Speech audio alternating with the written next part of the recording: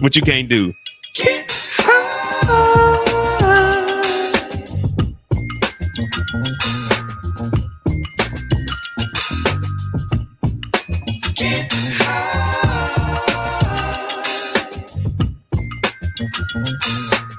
You can run, but you can't hide. Get high. You can run, but you can't hide. You can run, but you can't hide. Get high. You can run, but you can't hide. You can run, but you can't hide. Get high. Get high. You can run, but you can't hide. You can run, but you can't hide.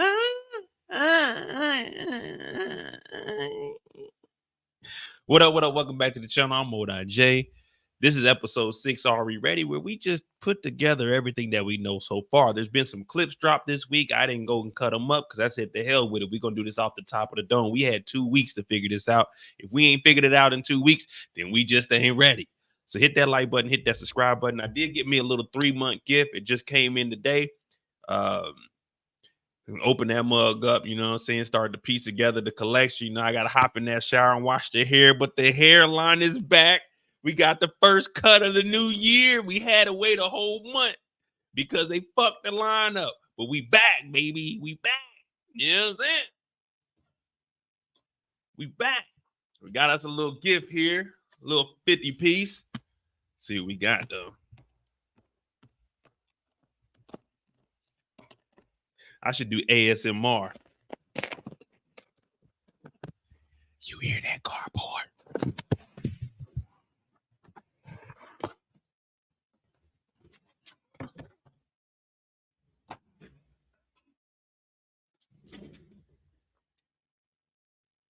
Made in China.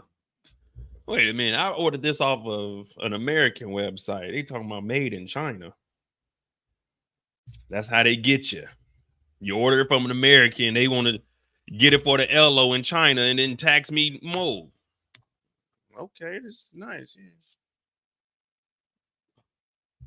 I am going to Amsterdam. So what I'm gonna try to do, since we haven't done a first reaction, I'm gonna try to get up at 6 in the morning and watch the episode because we are leaving at 9 in the morning. If you don't know, we got our money back. We got the money back. The bank said, Mo, the money will be in your account in 5 to 7 business days. So mid next week, I should be getting that money back. So we're driving, but we're gonna leave about 9. So what I got is let's okay.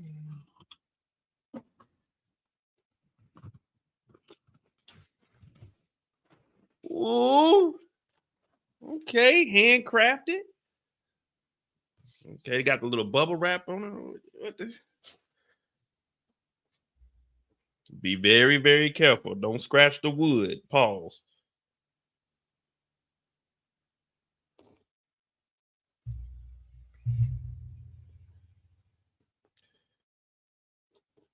Come on now. Y'all hit that like button. You know, we were starting to piece stuff together. I told you I had to wait for a new check. I said, Mo, when the new year comes, you can start buying stuff. You got to chill right now. You just spent too much relocating overseas. Now go ahead and start treating yourself. I said, all right. All right, cool. It's like Christmas over here. Cause we sure know that I didn't have no Christmas tree or nothing up under the Christmas tree.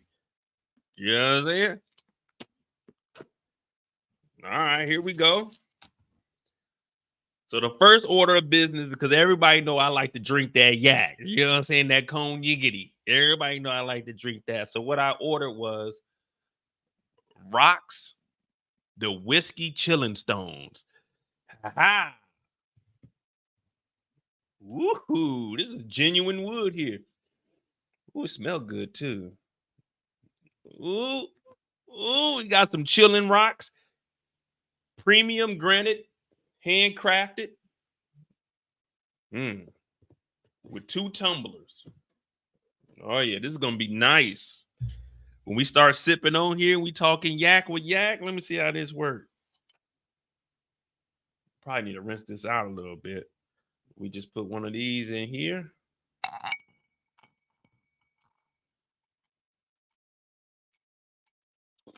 Oh yeah, this is gonna be nice. Oh, we can put all 6 of them in here. Look, we even got a little case for them. All right. Would you look at that? Would you look at that? Put these in the freezer. I might take these with me. Put them in the refrigerator when I get there. Yeah, you put these in the freezer. These are chilling stones. You put these in the freezer and you put them straight into the tumblers. So that way you don't have to make ice over and over. You just put these in there. I got some thongs too. Let me see. Oh, I thought they was gonna give me some tongs. Let me see. It says Rocks is a premium whiskey chilling stones brand. Our 6 pieces of high quality handcrafted granite rocks are beautifully standing out in a hardwood tray. Each rock is unique and has a different natural color to match perfectly with your chosen alcohol. Ooh, they know I drink that yak. They said you're chosen. They said you ain't got to use whiskey with this. The solid round stones cool your drinks without dilution. Effect found from traditional melted ice. Who wants traditional melted ice in 2023? Not Mo. Which alters spirits' true taste. Yeah, you don't want that watered down stuff. That's why y'all hear me. Hey, let me get that motherfucker neat. You want it on the rocks? No, I want that shit straight. Our beautiful natural stones will ensure a smooth and leisurely drinking experience. Wash the whiskey rocks. Place the rocks in the hardwood tray. Store set in the freezer. Okay, we good. Okay. My first treat to myself this year. All right, this is a nice little case too. All right. Look at that. We making moves. Now I gotta do is see what lucky lady want to come and have a little sippy sip with me. Tell her you can't get throw up though. You can have a little sippy sip with me. But yeah, this is like $50 off of Amazon. Pretty nice. 50. Okay, nice. It's gonna go on the set. I'm gonna keep this one in here. I got the glass table. Well, I haven't bought it. It's in my cart, just waiting on Wayfair. I'm just waiting to decide when I'm gonna buy it. So I got a glass table back there. We're gonna start bringing the cognacs in here, and we'll go from there. All right, let's go ahead. Are we ready? So that's my first gift to myself this year. All right. Where's the white Hennessy? Oh, DeMarcus. Hey, I don't know if y'all know, I done turned into a connoisseur. I don't drink regular hen dog no more. If it ain't XO or better, that nigga Mo don't sip it no more. You know what I mean? I done got put on, man. Come on, man. You see me in here the other lie. We sipping $200 bottles of yak now. We ain't doing that pure white Hennessy. Come on, man. We ain't doing that. We ain't doing that no more. Come on. We just stepped it up. They said Mo ain't doing it, so Mo got to do it. All right. Nah, but I do got some VSOP. So I'm taking the Remy with me to Amsterdam because I definitely ain't taking one of the other bottles. So I got I got a liter of Remy. So tomorrow morning we're leaving at 9. I'm gonna wake up probably about. I said I was gonna get up and watch the episode. I'm probably not. I'm not gonna lie to you. I'm probably gonna wake up about 7, 8, finish packing. They'll pull up about 9, 9:30. So I'll probably start drinking around 9, just to get the jitters out the way. What up, Ray? What up, Ray? All right. Let's go ahead and jump into this. I'm Mo.J. This is Are We Ready? We piece together everything we know so far, and we try to come up with the storyline in lieu of tonight's events. Now, the photo that I made for the Photoshop, well, not for the Photoshop, but for the actual thumbnail, I just threw it together because I just came over here 15 minutes ago. But we see a picture of our girl, Pernessa, who is a single mother now. Emphasis on the single. Yeah, what up, girl? And we got Raquel. Now, the reason I put this together, even though in the not the clip, but the photo that they showed this week, we can tell that's Ronnie. We can all tell that this is Ronnie. We all know this. I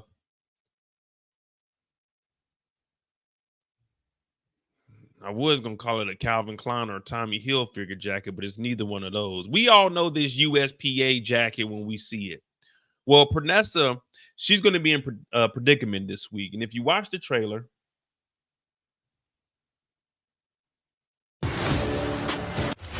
Where's Neek? What you do to him? She's pulling up on our girl, Raquel. Now, the reason she's pulling up on Raquel is because she's asking for Neek. Now, I did make a video this week, and I broke down exactly what I think is going to happen because I think I'm pretty much right there. But let's see what we can do. Where's Neek? What you do to him? Just tell me where the fuck he is. Business is booming. So she pulls up.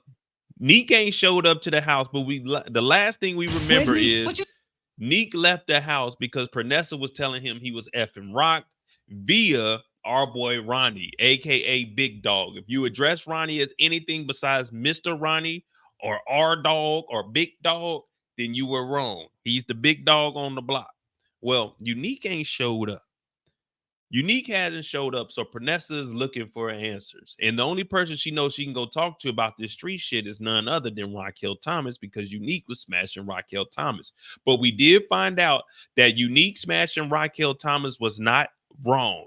Unique was 1,000% okay and good to go. Unique had the blessing from all of the Moettes because this is just a baby mama and not his wife. So he was allowed to go and smash Rock. Well, Pernessa has that information.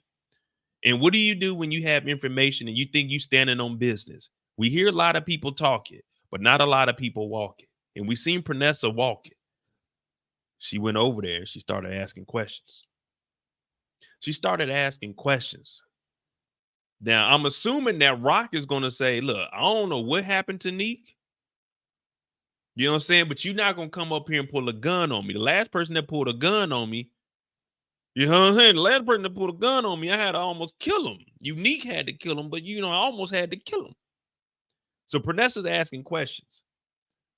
But in the photos we get, and I think it might show it later on in this. Let me see.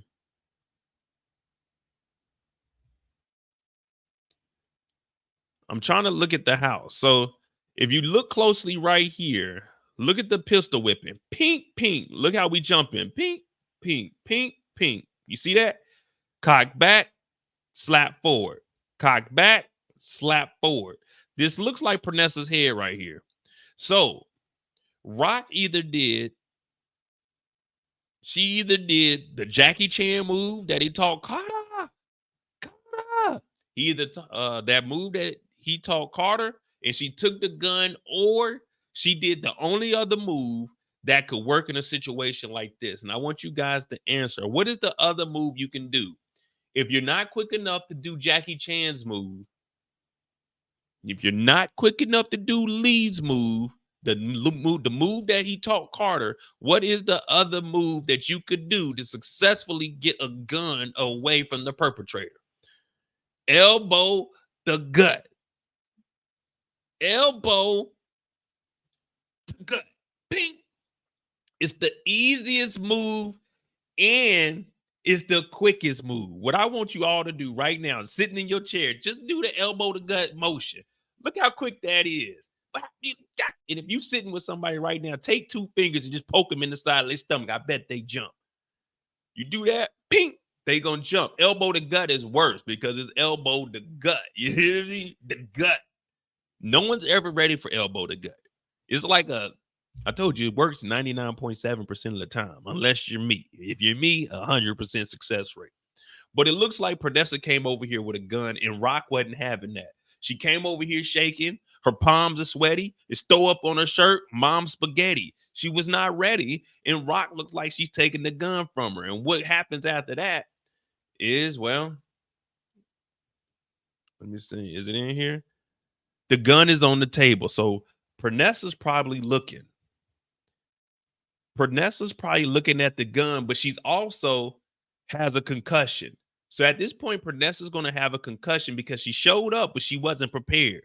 One thing about pulling the gun on somebody, you never want to get too close to them where they can take the gun from you.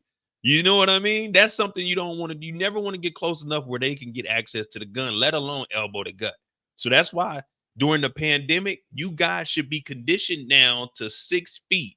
6 feet between you and the next person so you can be able to react. We all don't have spider senses. We all ain't Spider-Man. Now, I used to be faster than Spider-Man back in the day, but y'all know I got a messed up hip, so I'm a little slower. But when I say a little slower, I'm still a little bit faster than Spider-Man, if that makes sense. But Pernessa's going to have a concussion at this point, and they're probably going to be in here talking at the kitchen table. Because if you watch closely, we see Pernessa right here.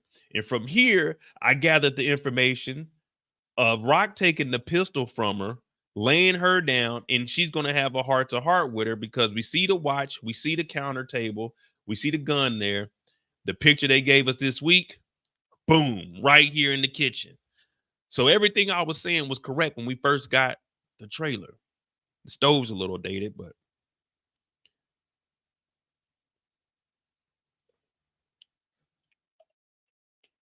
so what we're seeing now, this is similar.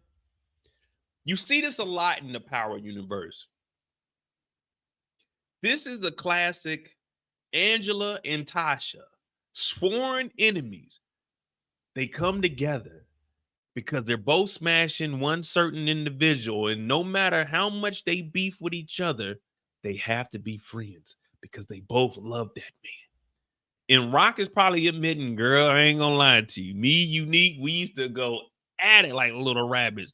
Girl, I used to have a slang on. This nigga Unique came over one night, ate the eggs, and he ate the eggs. You know what I mean? But that's a whole nother story. Pernessa don't need to hear all of that because she got a concussion at the moment. But they're having a heart to heart. Yeah, I know. I used to smash Unique. But why is Pernessa over here asking these questions when she was mad about Unique for even messing with Rock after Rock shot at Unique and her son? What up, Brillo? What up, Brillo? How do I know Prodessa got a concussion? Anytime, listen, if someone ever steals the gun from you, just tell people you got a concussion. Because if someone steals a gun from you, they're gonna be like, damn, what happened? They whooped your ass. And if you had a gun and someone whooped your ass, that's bad on you. So the best excuse you can have is I had a concussion.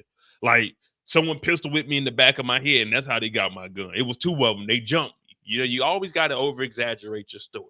You know what I mean? Like, let's say there was a house that was on fire and it had a fence in the front yard. Okay? Picture it. The house is on fire. It has a fence in the front yard. Say that there's a dog in the front yard, but the gate is locked. I'm going to open up the gate and get the dog out. But what I'm going to tell the news is the dog was in the house while it was on fire on the second floor. I heard barking. I ran into the house, but before I did, I took my shirt off, went over to the water hose, turned the water on, put water on over the shirt, went inside with the shirt over my mouth, went upstairs, grabbed the dog, and I jumped out the second window. That's how I saved the dog. Now, did I do that? No, a little exaggeration, but did I save the dog? Yes. So you got to exaggerate it a little bit. But what up, mindset? If someone whoops your ass to the point where you got to forget all that. You get your ass whooped and you putting ice on your head at their house where they whooped your ass, it's over with. You can't come talk to me about nothing. What happened? Yeah, I went over to Rock's house to get some information about where Unique was. Okay, and then what? Well, I had a gun. You already know how I'm stepping. Okay, and then what? You pistol whip Rock? You got the information? Nah, man. All I know is I woke up at the kitchen table with some ice on my head. So what happened? I think Rock took my gun and knocked me down. And then Rock told me to my face, yeah, I was fucking neat. What? How can you go tell somebody that story? How can you go tell somebody that story? I told, you know what I'm saying? I got whooped on a couple of times in my life. I think I'm probably about like a real fighting record in the street. I'm probably like 9-4. Facts. Probably like 9-4. Maybe 8. One of them I don't really count, but shit, fuck it. I'm gonna put that on my tally. It's probably like a draw. But I say that fuck it. We 9-4 out here. You take L's. But one thing I can tell you is no one ever took my gun. I ain't never got my ass whooped at someone's house where I had to put ice on my head. And I ain't never got my ass whooped by somebody that was smashing one of my women. First of all, I ain't fighting none of them niggas, but still. This is just embarrassing, Pernessa. This is embarrassing. All right. So what do we think? Do we think that Rock is giving up the information, like all of it? You know what? I apologize. Yeah, I was fucking with Neek. Or is she just gonna be like, look, me and Neek, whatever we had, that was in the streets. But it was nothing that ever came out of that. And I don't know where he's at. But he did mention Ronnie. Or is Pernessa gonna bring up Ronnie?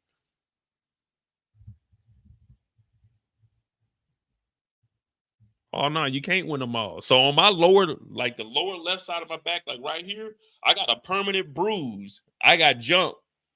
They took my Flint 13s and my Jason Richardson Golden State it was a throwback with the trolley on it. So they got my Jason Richardson jersey and they took my Flint 13s. But yeah, I got jumped. So I got a permanent scar on my back. It looked like a birthmark, but it's a big ass bruise that just never went away. So yeah, that was probably like my most vicious ass whooping. But shit, I won the fight though. I won the fight, but then I got jumped. So it is what it is. Oh, and then there was the time where I got this one where y'all know I got that blade. There's a little blade from here. You can kind of see it depending on the shadow. But yeah, the blade from here to here. Them niggas got me on that one. That wasn't really a fight though. Niggas ran up on me, caught. I was like, oh shit. Thought them niggas trying to get my face. Them niggas. Oh well.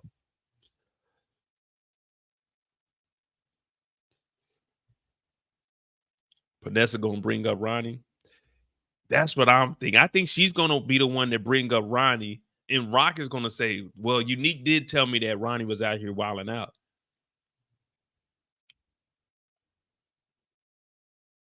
But is Ronnie really wilding out though?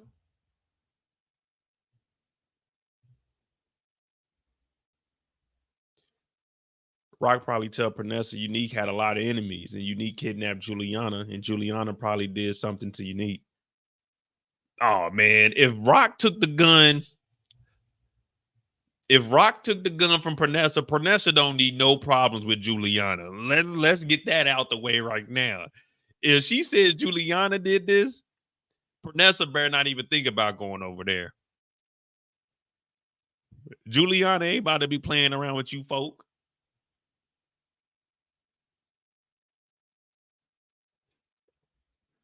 Three deaths, he is wilding out. Y'all got to explain to me, how is he actually wilding out though? Because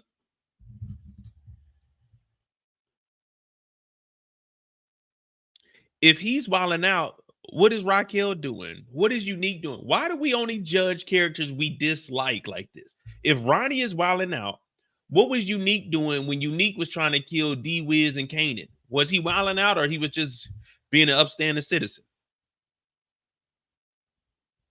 I gotta know, because I'm confused sometimes. Because no one ever said Unique was wilding out when he was streets need a body. Right? We just thought Unique was doing what Unique had to do in these streets to survive.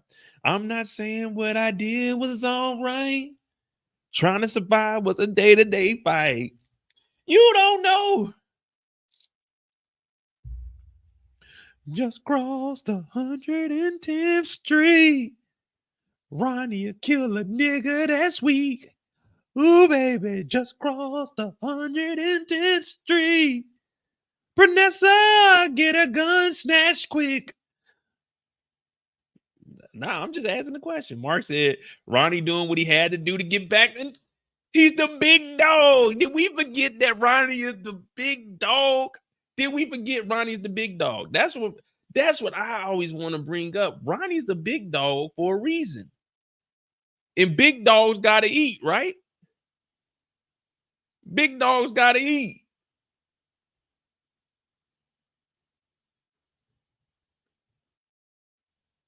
All Ronnie did was do the same thing Unique did. That's it. That's it.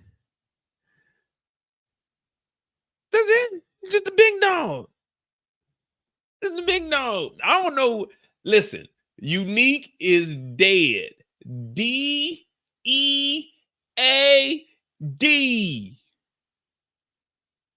Will never come back. This guy. This guy is not wilding out. This guy has claimed his throne, and rightfully so.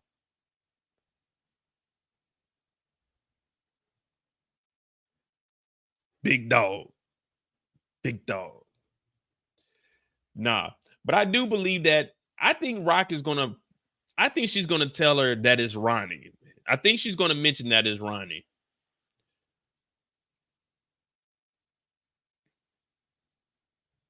Yeah, I ain't gonna lie to you, DeMarcus. Even with Pernessa beat up, I don't know, man.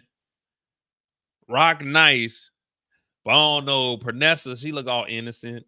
At least if you talk to Pernessa, you ain't got to worry about little Jerome trying to kill you. Little Jerome cooking up crack in the kitchen. You know what I mean? Like, you ain't got to worry about all of this. You ain't got to worry about Pernessa creeping in these streets. Like, you ain't got to worry about Pernessa fucking the police.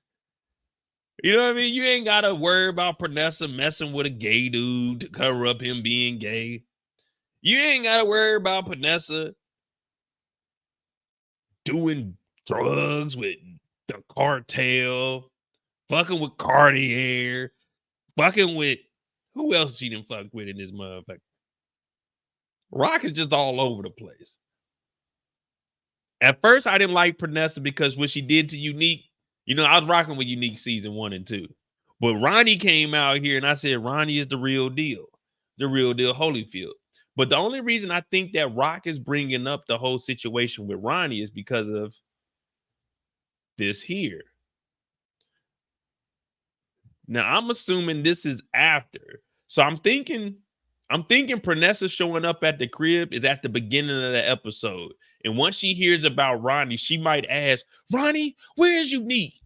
And then she gets scared of this nigga Ronnie and she starts backing up. I don't think he put his hands on her. I don't think he will because this is his sister-in-law pretty much. Big Peso said Rock is going to say maybe it was Ronnie and Pranessa's going to find him and confront him and Ronnie might kill Pranessa. Hey, he said, I'm sorry, baby Jerome. See, I don't think Ronnie, look, if Ronnie lets Pranessa live, y'all got to take back everything y'all said. If Ronnie lets Pranessa live, we got to take back, well, not we. I haven't said anything negative about the man. I like him as a villain, but I don't think he's going to kill her. That's one thing about Ronnie. Women and children are off limits. Unlike Marvin, unlike Rock, unlike Lulu, unlike Kanan, unlike everyone else in the Power universe, Ronnie has morals. Now, he may be a villain. Yes. He may double cross you. Yes. But women and children are off limits. I don't think Ronnie's going to do anything to her. I think she's backing up and she just got scared. Remember, she does have a concussion at this point. And when you have a concussion, you kind of, you know what I'm saying, off balance and stuff. So she may have just tripped or she may have failed, stumbled in the house after the concussion. And Ronnie found her on the floor and she's waking up like, who are you? You know, CTE, you have memory loss. So maybe she doesn't even realize that this is Ronnie because of the concussion she got. And Ronnie's trying to help her up. Hey, little sister, are you okay? Let me help you up. Let's go get some water. See, let's not prejudge. Let's not prejudge because this could just be an innocent moment where he's trying to help her get up. All right. Hey, we got some real ones in here. Big Peso. And we got my boy DeMarcus, Team Ronnie. Everybody spam Team Ronnie in the chat for me. Team Ronnie. Ronnie ain't did no wrong in my book.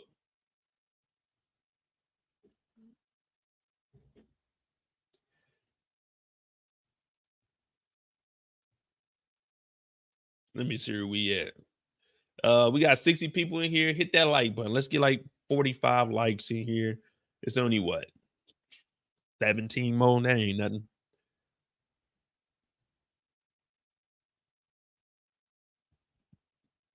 Deborah said he knocked her down. Then y'all think Ronnie would do that? Karina said it too. Dang, y'all really think? Hey, put a 1 in the chat if you think Ronnie pushed her. Put a 2 in the chat if you think she just backed up. Whoa, Ronnie.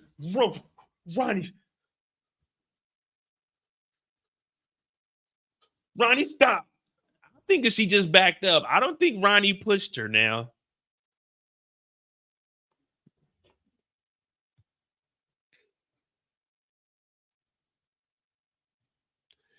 Hold on, let me look. Viewmaster did say that, but I don't think he pushed her. That's what I'm going off of. No, I'm going off of he didn't push her. And let's just say he did push her. What did she do to him? Because remember, the only reason he attacked Unique, the only reason he attacked that bodyguard, the only reason he robbed that person is because they did something first. Every action is a reaction. Remember, he was reading the newspaper. Unique knocked it out of his hand. So he took his glasses off.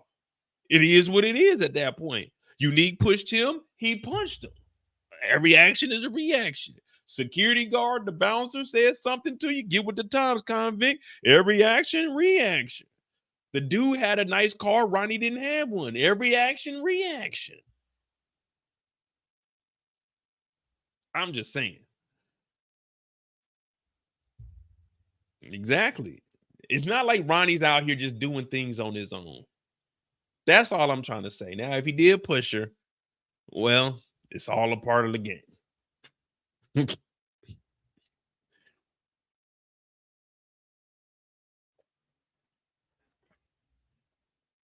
Trench Politics said he came to get Unique's jewelry. Well, he already has Unique's chain, though. Remember, he took Unique's chain before he pushed him down the hill because he was standing over him with the chain in his hand. And I think he's going to give the chain to Juliana to prove that Unique ain't going nowhere. And she said, well, maybe you'll decide. So I think that's why he kept the chain.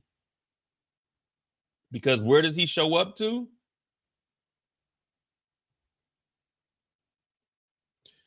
The crib. Nonetheless, hold on. 111. Give me a second. You know I got it. You know I got it. Fuck with me, you know I got it. Let me see. Nope, he ain't at their house because their house got 5 digits, look like 15034. So that leaves only one house for him to be showing up at. And that is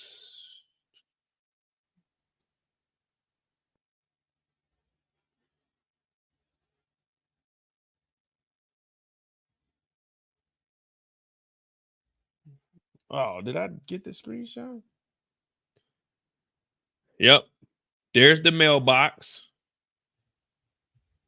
The mailbox in the siding.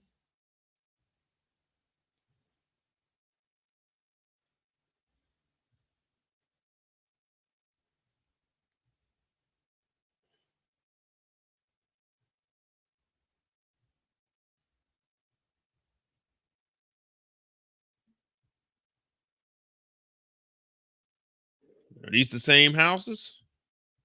I don't know. Let me see.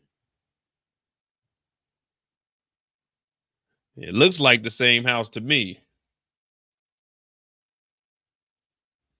But why is Juliana still living in this little bitty ass house?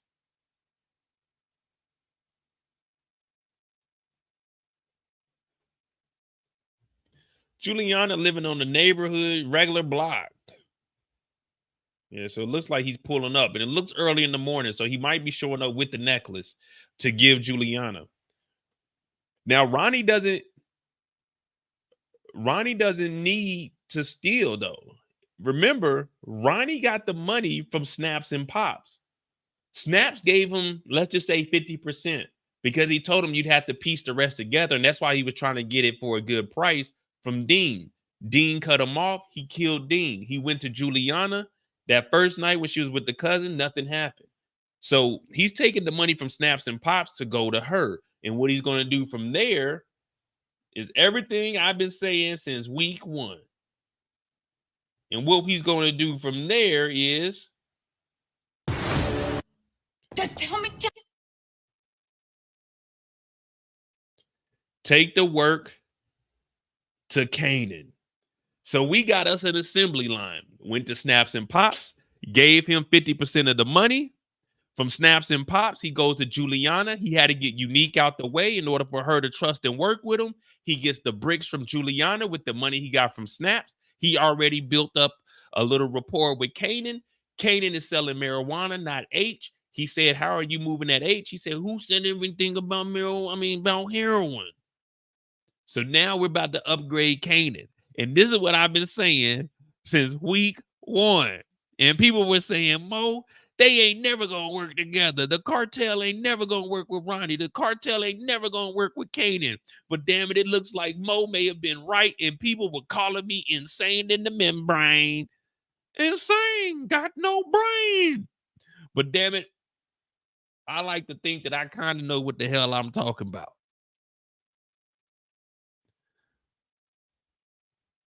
Viewmaster, thank you for that $5. Let's see what he say. Mo, do a food list for Ronnie like you did with Marvin. So far, he eats Honey Nut Cheerios, pizza slices, soda, and a cheeseburger when he was reading the mag. All right, I could go back and do that. Or we'll just start it because we do have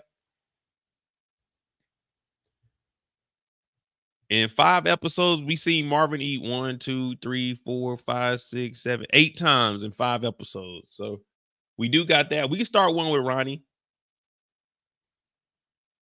And then we got all of Kanan's mess ups right here. Every time Kanan had messed up.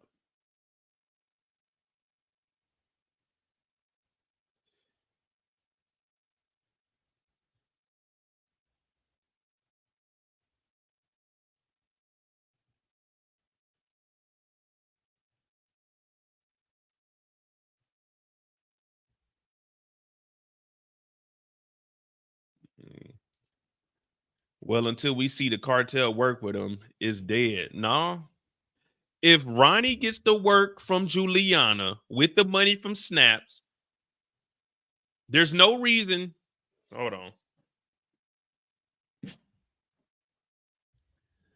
And Kanan don't know Snaps and Pops at this point. So Where's Nee? What you do to him? Just tell me where the fuck he is. listen to what Snaps tells Kanan. Listen what Snaps tells Kanan. He is. Business is booming. My shit is me and me only. You want a problem, famous? Business is booming. Business is booming. And then the next thing we see is all white bricks showing up. Well, the only reason Kanan would know Snaps is because Ronnie probably said, hey, I'm talking to this kid Kanan, and I got him moving the product. You see what I'm saying? It all makes sense. That assembly line, I've been piecing this together since the beginning of time. The beginning of time. And they said, Mo, you're tripping. They said, Mo, you're tripping. I said, am I working the streets like you're supposed to?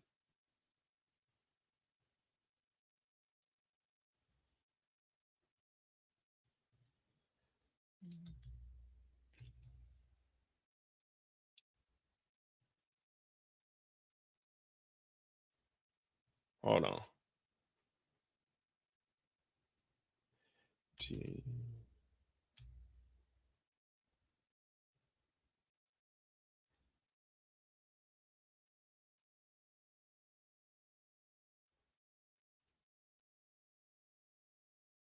What up, Rose? What's going on? Right now, we trying to grab some receipts or something.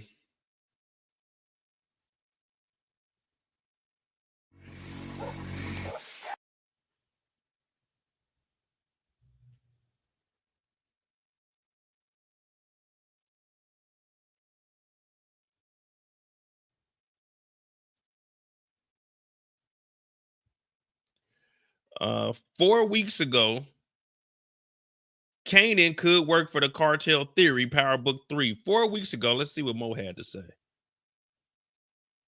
I'll be fine with that. Watch. So I will be fine with that. I don't care if Juliana survives. I'm just saying if they're going to do something with her, don't do it like in the next 2 episodes. I think that's too soon, and we didn't get like a full story of if they kept her around a whole season. She goes into season 3. It's got to be a story. There's got to be some kind of conflict. It can't just be, oh, Rock and Marvin catch her out somewhere with one security guard and they just kill her. You know what I mean? No, I want to know. I want to know the story. Juliana could send Abraham to try and take out Unique because of the kidnapping. Oh, yeah, I forgot all about the connection with Unique. But you think she would...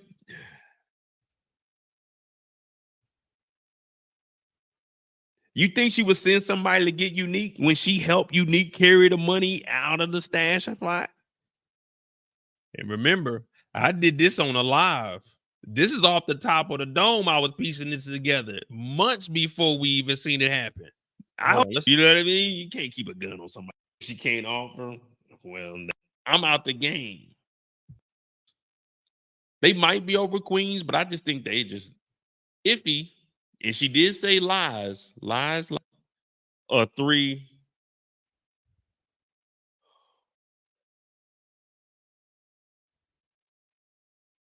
What you got, Mo? Why you looking like that? Hear me out. Hear me out. This is just me swinging for the fences. This just me swinging for the fences. This is episode 1, y'all. This is just me swinging for the fences, trying to figure out what the hell's going to happen this season. Let's just see. This is me swinging for the fences. But this right here would be crazy. And it will force Rock to kill Juliana. Kanan runs into Ronnie. Ronnie introduces Kanan to Snaps. Snaps introduces Kanan to the cartel. Kanan is getting the work from Juliana and Woquan. Raquel has to kill her. God damn, did you piece that together, episode 1, Mo? Did you piece that together? If I was writing the film, if I was writing the show, I'm already thinking, what we gonna do 5 episodes for now? Let's not waste this Juliana character. Well, guess what? This episode, we see Snaps and Kanan being introduced. Now, we don't know how, but it had to be through Ronnie because Ronnie got the money from Snaps. Raquel has to kill her at that point. What we thinking? Ronnie introduces Kanan to Snaps. Snaps is trying to make some plays. He used to be a big-time drug dealer / robber. He knows the streets. Juliana and Woquan, they need somebody to get that work. Boom. Kanan upgrades from weed to coke. He's working with the cartel now. That keeps the cartel in the picture, making Rock even madder at goddamn Juliana because now she's working with her son. Oh, yeah, boy. Yeah, boy. Yeah, boy. Uh-oh. Don't do that shit, Mo. We might be on to something. That would be dope. That would keep the cartel in here, and that would make Rock actually want to go at Juliana because Kanan then bossed the fuck up on her ass. Uh-oh. Oh. Look at me writing it down. Look at me writing it down. I said, Mo, remember that shit. Remember that shit. And guess what we getting this week? The motherfucking bricks, baby. We getting the bricks this week. Yeah, boy. Hey, I ain't gonna lie to you. If you ain't subscribed to the channel, you might want to. I might know a little something. I get on here. I might talk to y'all for 7 hours. I might bullshit y'all for 6 hours and 59 minutes. But you give me 1 minute and I'm going to figure something out. Now we just got to see how Kanan gets introduced to Snaps. This got to be Ronnie bringing the bricks. Who would Kanan be getting bricks from when he's selling marijuana? This got to be Ronnie. If we know that Ronnie got the chain to go to Juliana to get the work, he needs a way to move it. He asked Kanan, ain't no little nigga moving H. Who put you on? He said, who said anything about heroin? It's marijuana. We upgrading this young nigga's life. Something that Raquel couldn't do. Oh.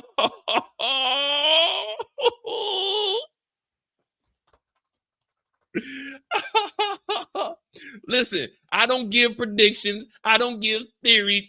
I write the story. We don't do predictions over here.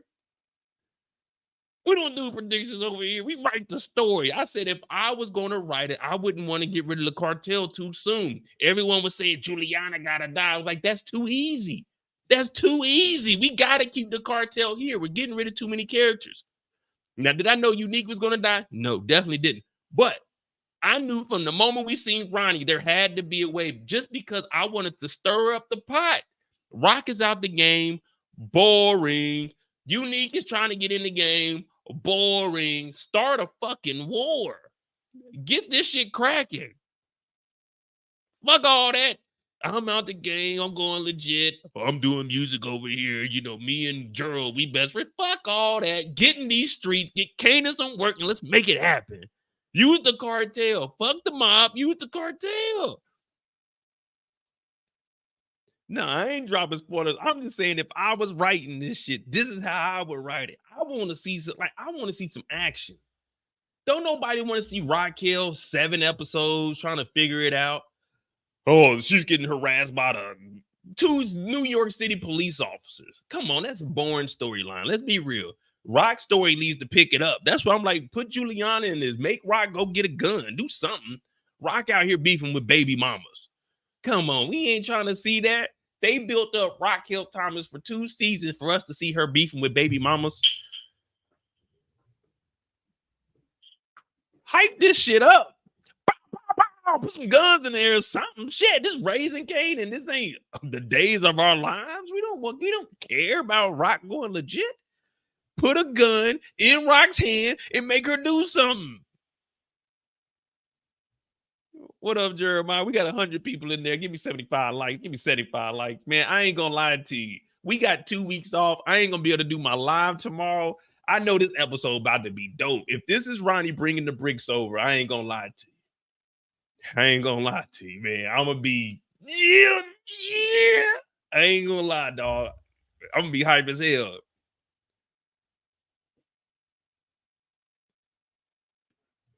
Oh, we got 100 people. Hey, hit the Discord. It's pinned in the chat also. It's a cool little relaxing place. We talk about everything, movies, TV shows. It's pinned in the chat. Subscribe to the channel if you're new. I'm J. We do this each and every Thursday night. This is called Are We Ready? No spoilers. We just take all of the pictures that they dropped. Everything is an official release. This is the trailer, and we put it with the pictures that they dropped. We piece it together. And if you are just tuning in, I predicted this. Well, I won't even say I predicted this. I wrote this 4 weeks ago. I pinned this. I put this in the past. Cartel, Ronnie and Kanan versus Raquel and Unique. See, I thought Unique was going to make it to the end of the season. That's one thing that I will say. I don't mind that Unique's gone, but I would have liked to see him stay around a little bit longer to see the interaction between him and Ronnie. That would have been cool, though, to see them like have some friction, even though I hate brothers going against each other. But this is for the storyline. I mean, it is what it is, though. Because I don't think Unique visited him. Because remember, Unique was talking shit to Rock. You don't remember that? Unique was talking shit to Rock about Ronnie. Ronnie's going for his natural born life. See, that's the way he used to run shit, Rock. These my blocks now. Now, if you're trying to get close to me, like, come on, man. You ain't playing the game how it's supposed to be played, man. Ronnie wasn't trying to hear that. Ronnie wanted some work. And hear me out. If these bricks are going to Kanan from Ronnie, Kanan has sold more marijuana this season and made more money than Unique has this whole season. So when we start talking about big time characters, if y'all remember, Unique has sold this much this season. Y'all tell me one instance where Unique has sold some work. You show me one instance where Unique sold work in season 3, and I'll show you a 200 euro or 100 or 20 euro. Nah, am I hating? Someone tell me how much dope has Unique sold this season. I want to answer. I want an honest answer because RIP to him, but we can still talk about Unique up until tonight's episode because that nigga dead. When has Unique sold any work this season? I want to know what kind of work has Unique moved this year. It's 2024. We still ain't seen a dime. Unique just running around. I don't even know what kind of money he got living off of Rock. They ain't got no food. All they got is Honey Nut Cheerios at the crib. He going over to Rock house. Remember, he told Rock, you need to spread some of that money around here because that nigga was gonna be trying to pocket some of the money. We ain't fooled by you, Unique. Unique was broke. Unique was broke. He told Rock to spread some of the money around in the bed because he was about to pull a real nigga move. So let's just say I was at Rock's house. This is in the Power Universe. This ain't me in real life. This is in the Power Universe. Say I was at Rock's house. Rock had 100,000. She spread $100,000 on the bed. We got in the bed and we started doing what we do. You know what I'm saying? We turn the lights off. You know what I mean? We turn the lights off and me and Rock, we get to doing what we doing. Well, don't be surprised if you see a handful of these ones. Don't be surprised if you start seeing some of these getting tucked into the drawers. You know what I mean? We came over here with 100,000. Rock about to leave with about 77,000 when I get done. You know what I'm saying? Oh yeah, Rock, I gotta get out of here. She said, "Damn, what's wrong? You grew a gut overnight." Well, yeah, you know I've been eating. You know what I mean? The eggs you had, and I'm bloated. What's that up under your shirt, girl? You know, man. You know I keep the chopper up under my shirt. She get to count that money in the morning. $77,000. What the hell happened to the other 23? Shit, I'm out there balling like a motherfucker, balling like an athlete, but got no jumper.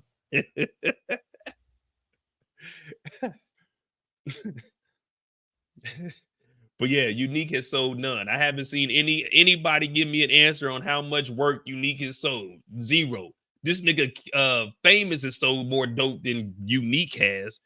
Marvin has sold more dope at the damn club than Unique has. Unique went over to Quan House talk about, well, you know Rome wasn't built in a day. Nigga, we 5 episodes in. Your brother been asking for work since episode 1. Nigga, in 5 weeks, you ain't sold shit. This nigga Kanan and over here opened up shop, Famous and got jammed up, got out of jail. He still got work. What do you mean you ain't got? Rome wasn't built in a day, nigga. You had 5 episodes. You ain't built shit. That's why Ronnie got rid of it, man. When I go to work, I want to work. When I go to work, I ain't trying to sit around and be bullshitting. I'm trying to go to work. This nigga Unique with bullshit. His head was stuck in between Rock's legs. And y'all were like, oh, Unique, man. He big dog. He doing his thing. Ronnie hating. Ronnie wasn't hating. Ronnie was saying that this nigga Unique ain't getting no money. Everybody talk about all Ronnie had to do was sit and be patient. 5 fucking episodes. How patient do we have to be? How patient? We're even watching this like, damn, what the fuck is Unique doing? Is Unique going to sell some work? Is Rock going to get a gun and slap somebody? What are we doing? 5 episodes. Neither one of them has sold anything. This nigga Kanan got a whole enterprise. He stole Paul's whole courier service. But these 2 grown motherfuckers that allegedly run the South Side, that were the big dogs of the South Side, when Ronnie got locked up, ain't got a goddamn dollar between the 2 of them. Rock is getting harassed by the police. Kanan out here ducking the laws. Man, get them. Ronnie, get rid of Rock. You know what you got to do, episode 6, Ronnie. Get her out of here. Get her out of here. We're tired of it. Be patient. All you got to do is be patient, man. We got this spot, the Chinese spot. That nigga Ronnie said, they don't like us. They don't like us. And I sat in a debate last Saturday. I sat in a debate. When I tell y'all I torched them, if y'all haven't watched it, go back and watch it. It's called Explaining Why Ronnie's the best, well, not the best, but a great villain for the show. I sat there and listened to them whine and talk about how Unique is, he's just a gentleman. He's the greatest guy on earth. But neither one of them told me that this nigga Unique was selling bricks. Could no one answer the question of where the work was? Everyone was singing, be patient, the work will come. Didn't no one have an answer to where the work was going to come from? Didn't no one have an answer? What is the ETA? What is the estimated time of arrival of these bricks that Unique is supposed to have? Unique is getting the work from Quan. Why isn't the work over in the Chinese spot? If our boy has these bricks in this next episode, he has accomplished more in 1 episode than Unique did in 5. What are we talking about? Now we see why Ronnie was the big dog and Unique was the pup. With his tail tucked. Now he's tucked down a hill next to the trash can. Yeah. I want to know how much work has Unique sold? That is you guys' homework question this week. I want a 10-page essay on how much work this nigga Unique sold in 5 episodes. Please and thank you. And double space it, and make sure you got your headers on there too. I want a 10-page essay, double space, 12-point font, Times New Roman, and I need that by Saturday. I need someone to explain to me how much work could a woodchuck work if a woodchuck worked for Unique, okay? Go ahead and explain that to me. Until then, don't speak about Unique on my channel. That nigga dead. He gone. The old me dead and gone, dead and gone. Don't speak that nigga name until you can tell me how much work he sold in season 3 of Raising Kanan. Because it don't seem like he was raising anything.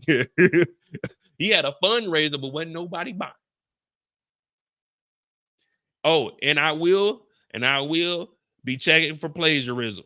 Yeah, we're going to go ahead and run that on through there.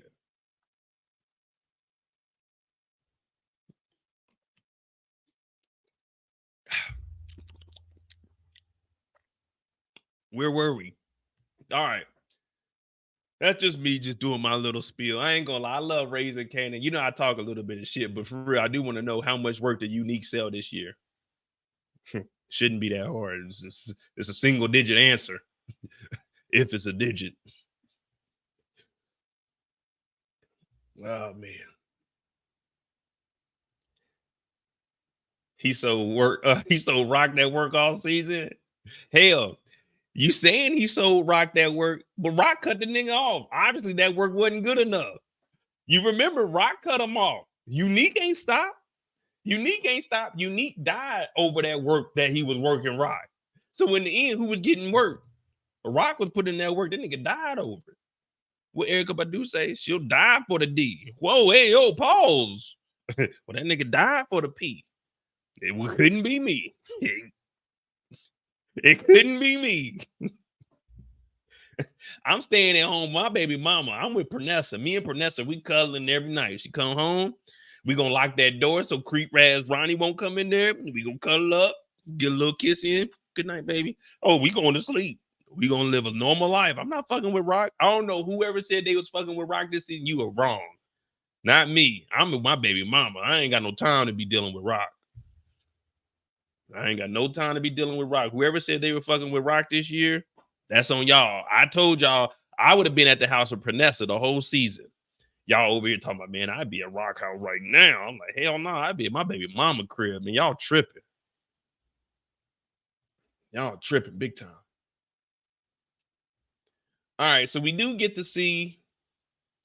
So there's two more things I really want to talk about. We're at an hour. Make sure you hit that like button, hit that subscribe button if you're new. We got 100 people in here. Come on, man. We should have been at 75 likes, man. I don't be asking for much. Or support the channel. Cash App at the bottom of the screen. MOEDOTJ. But hitting the like button is 10 times easier. We do get to see. Well, let me. All right, we got some time. I ain't got nothing to do. I'm off tomorrow. I got a 4-day, so that's cool. What we think about this?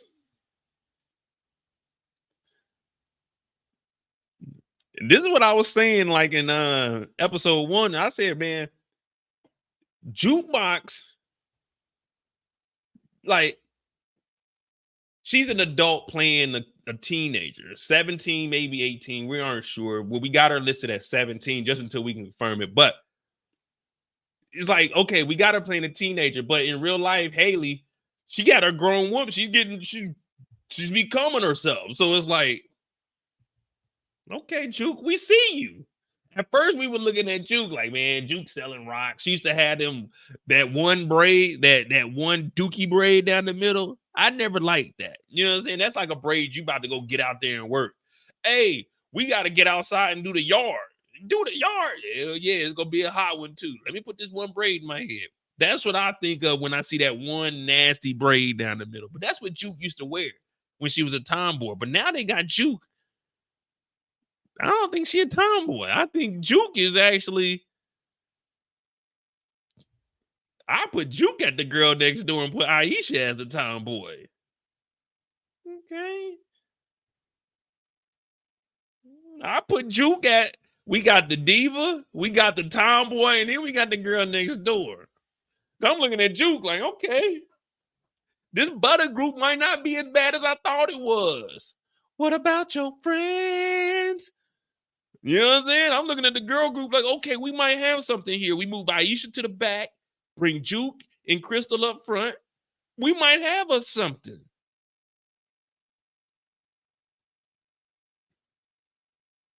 RC said she's 19. He said, RC said she's 19 and it will be, she's 19 and it will be revealed this season. She's 19. I did research on this. And nigga said, I'm standing firm on this one. And nigga, RC put that left foot forward. He said, she's 19. It will be it will be revealed this season. She's 19. I did the research on her. All right, my bad, RC. Mr. Coleman, we got you. She's 19, they say. They say she is 2 years older than Kanan. We got Kanan at 16. Kanan was born in 75. This is 92. 5, 10, 15, 16, 17. So Kanan's about 16, maybe turning 17 this year. Hopefully we'll see one of their birthdays and we can get a definitive answer. But you old as hell to be in high school.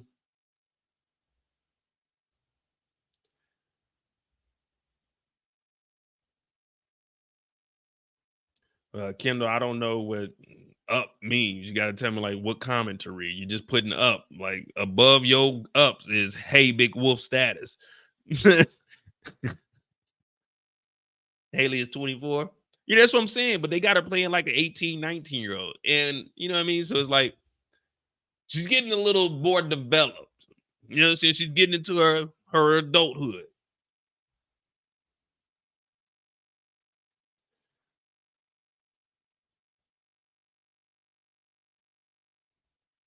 Viewmaster said 3LW. What song did 3LW have? 3LW. Oh, that's with Tasha. Tasha's 3LW. That's the players they gonna play. Haters they gonna hate. Ballers they gonna ball. Shot callers they gonna shot callers they gonna call. Yeah, they had that song. Ain't that 3LW? I'm sick and tired of your promises.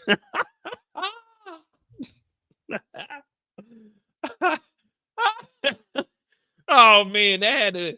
If you do or you don't. If you will or you won't. You're gonna go. Yeah, that had to be one of the worst girl groups ever.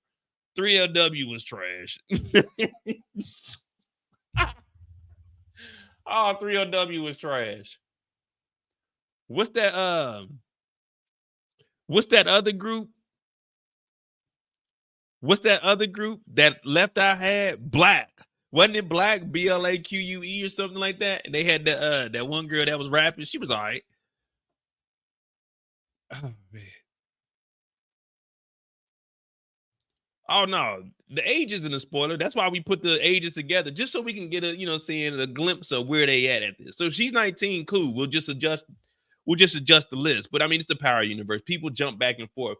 Y'all know Tariq is really 21, but he's only 20 in the show. He's supposed to be 21 according to the OG Power, but they had his birthday in Ghost when he turned 18, so they really reset him a year. But that's just how it is.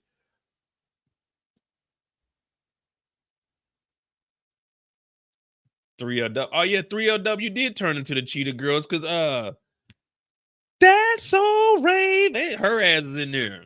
The Cheetah Girls. All right, let's get back on topic, man. What the hell is happening with Bada, man?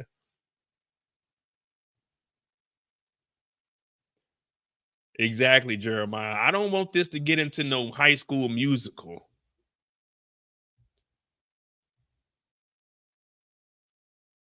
I'm not trying to okay, it's cool. We're getting into some of the music, but they're showcasing that Hailey can sing, which we know she actually can sing. She does a good job, but man, this is Raising Kanan, man. This ain't making the band minus Diddy. You know what I mean? Did he do it or did he not? That is the question. But yeah, man, I don't know, man.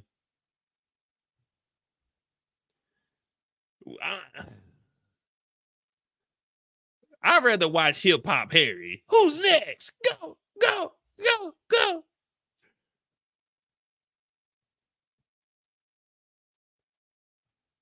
Check out that Timeline episode from last week if y'all haven't. Oh, yeah. We got that. So we got all the birthdays. This isn't official, but it is official because we made it. So it's official by the people. So if you haven't tuned in, we went over actual timeline and we pieced together everyone's birthdays as close as we could. Starting with Detective Howard, 1949, 10 years older than Raquel. That's how we got that information. We know that Kanan was born in 75. Jukebox is actually 2 years older. We'll go in adjusted, but so she's 18, 19. RC says she's 19, so that means Kanan to be 17. But yeah, so we got from Detective Howard all the way down to Yaz, who was born in 2012.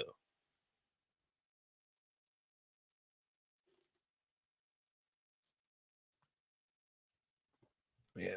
So we pieced it together as best as possible. We got death dates. Well, not actual dates, but death years. So we got all of that. So do we think Bada? So we do know that there is going to be a performance eventually. Is Aisha still messing up? Is she still the weak link, or has Jukebox helped her out?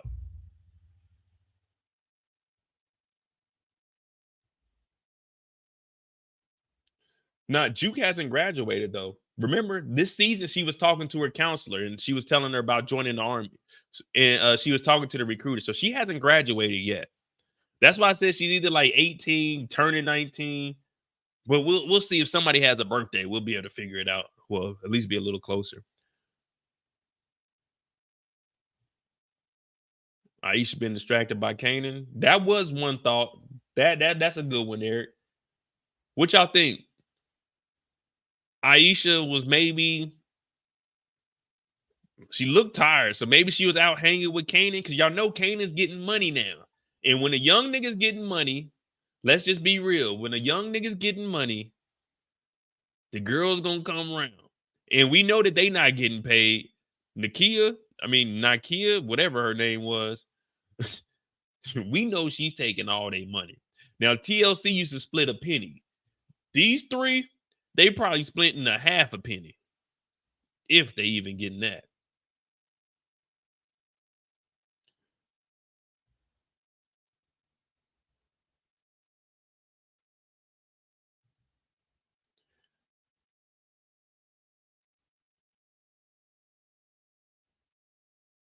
Yeah, see, I don't know.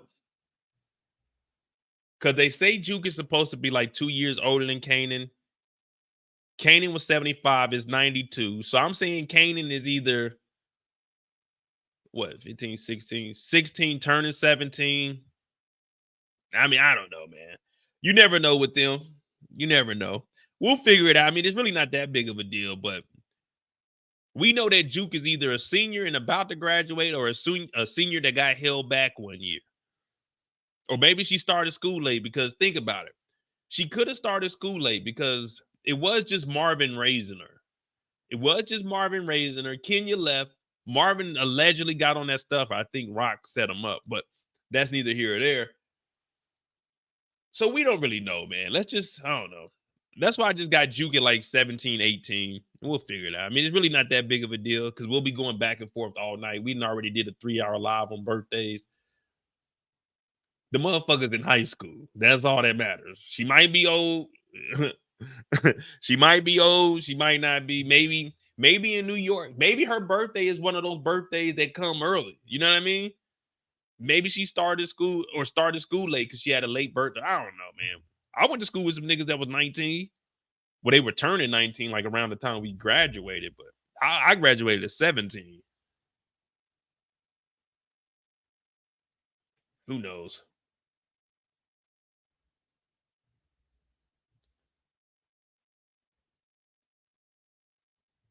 And do y'all think Juke messed up by letting Kanan get at her?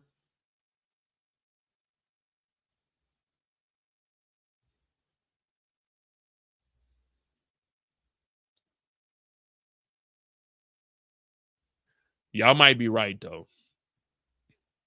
She might be saying, yo, girl, your boy, your cousin Kanan, shoo, you ain't tell me he had his own place. Girl, I be over there all the time. I gotta stay high, high, high, high, high. She know Kanan got that work. And don't nothing turn a woman on more than a nigga with that work. I got Pimp C told y'all. I got Whitney by the key, DJ Screw by the gallon, bitch, the game belong to me. Don't nothing make the coochie go whoa, whoa, except for that money. You heard her in next Friday.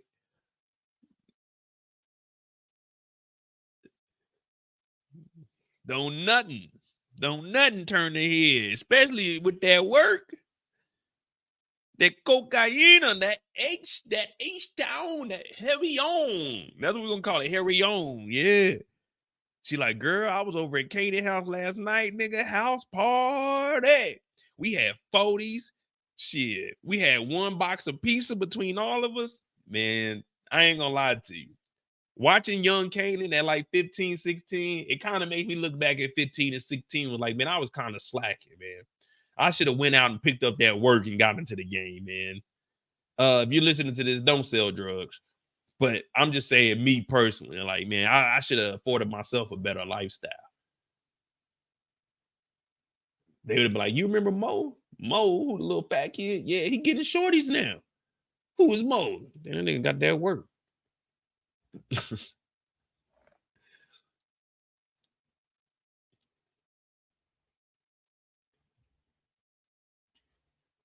RC said, I don't believe Jukebox is over you, Nicole. So you think that's what Aisha is saying? Because Aisha's looking at Jukebox as more of a friend at this point.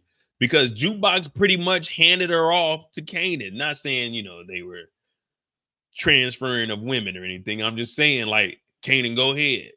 You know what I'm saying? We in a group together.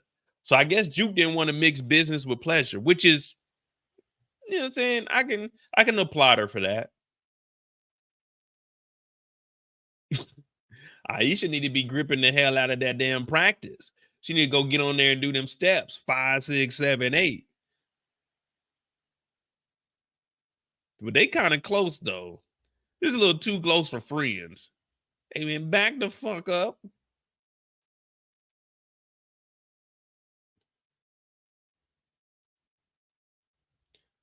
DeMarcus with the $2. Who looks better, Kareem or Aisha for Kanan? Man, Kareem. Kareem mama was smashing, so we got to go with Aisha. Yeah, we got to go with Aisha. At least Aisha's doing something. Kareem was just hanging out with the local drug dealers. At least she's in a group. What up, Nicole? We just trying to figure out right now, Nicole, what's going on? Is Aisha distracted by Kanan? Or is Juke still like, damn, why did I give her to Kanan? Because she's actually listening to me. She finally got a connection with somebody her age that isn't Nicole, but she is attracted to that isn't Raquel. And when I say that, I mean like an adult. Because Juke doesn't have any friends. After Nicole died, well, Nikki died, she really wasn't fucking with nobody. Remember, she used to hang out with Kanan and Famous, but after white girl Nick hit that rock and didn't wake up, this is all she got. Dirty ENT, we all we got.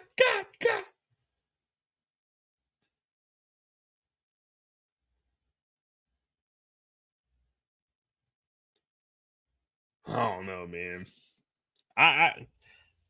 Bada's not gonna make it past the season. Can we all agree on that? Bada's not gonna make it past the season. And if they do, man, it's gonna be a mystery on how. Unless they replace Aisha. Can we see Aisha being unalived? Just asking the question, just throwing it out there. Could Aisha be unalived, messing around with Kanan, getting caught up in the streets?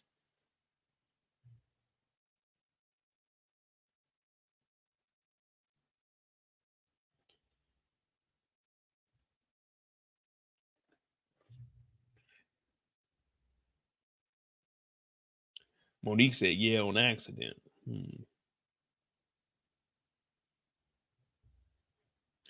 All right. Cool. Cause that could be.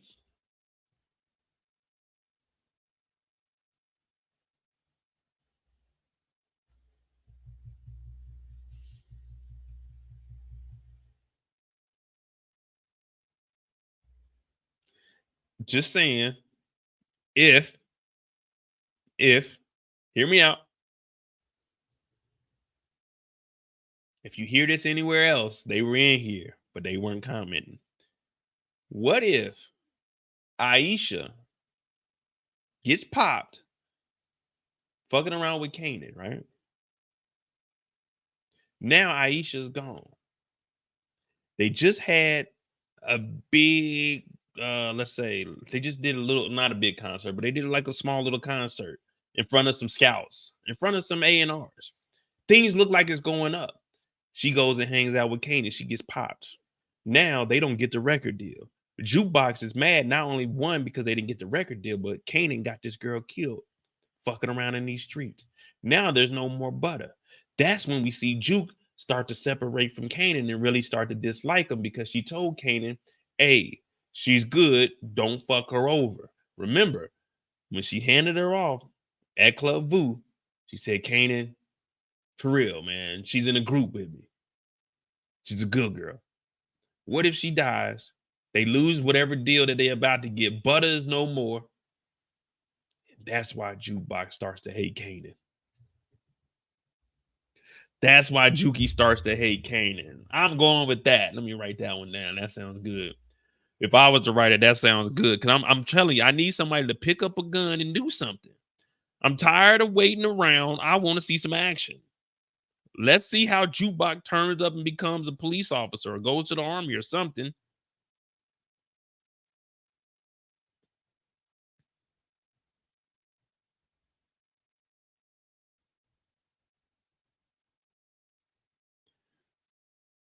Yeah.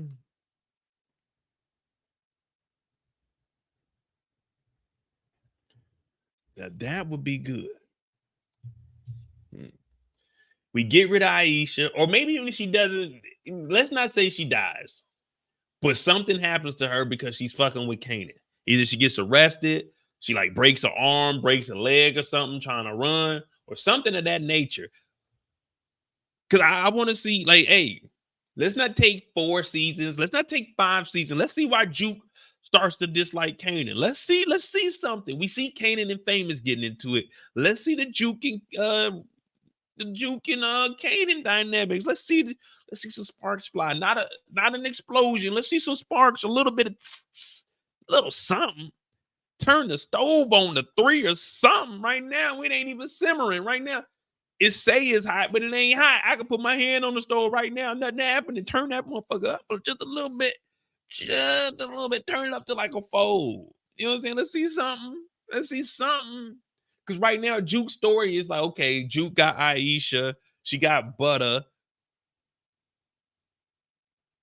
Okay. We know that Juke ain't about to be no big time singer. So what are we doing?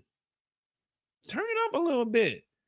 I want Rock to get a gun and go do something. I want Juke to turn it up a little bit. Start beefing with Kanan. I think they got one more picture.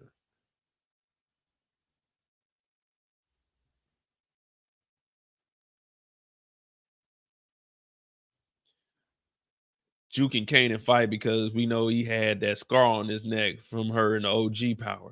Yeah, well, they need to get the fight in this episode. If I wake up and they ain't scrapping, we're done with this series, y'all. She need to be throwing bows.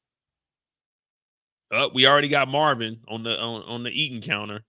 He got some sunflower seeds, it appears to be. He got a nice little rollie on his arm, too. What y'all think this conversation is between Marvin and Juki? Now, this looks like her in the apartment with Aisha. I don't know if Marvin popped up. Maybe they were kissing and Marvin popped in there. Who knows? You gotta give me my space, Dad. Marvin, I am an adult now. The damn Juke, I ain't mean nothing, my bad.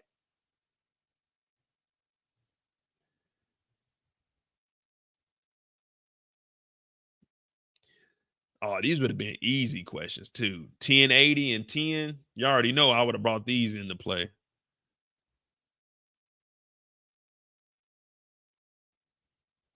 Marvin could tell Jukebox that Unique is dead. I mean, what would that do to Jukebox? Jukebox didn't really care about Unique, did she? Or maybe I'm tripping. I mean, I know the family knew about Unique, but Asia said, I think Juke and Kanan will be an explosion because there's multiple things piling up. First, he was the reason Nicole died, and he done took Aisha. No, come on, Asia. Come on, Asia. Juke is the reason Nicole. Well, no, Nicole is the reason Nicole died. Nicole shouldn't have smoked that. She shouldn't have went in that bag either. So Nicole was just doing everything. We can't put that one on Kanan. Kanan was selling rocks. Juke took it. Juke took it. He didn't tell her to take that. Nah, we can't put Nikki on Kanan. Nikki died because Nikki died. Dang, Asia tried to slide that one in there. I fuck with it though. Shit, if you want to, we can get that body to Kanan. I'll put it on the fuck up list right now. Fuck it. I'll put it on there. Nicole died because of Kanan selling rocks. If he would have never sold rocks, Juke would have never took the rock from Kanan because she knew he was irresponsible. I want Sean's mom to come into play. We probably won't see her until like next season. I don't even think they would have introduced her in like the cast earlier because we had Snaps and Pops and Ronnie. We had all of them. We had all of their names like a year before this aired. So she might be in the next season.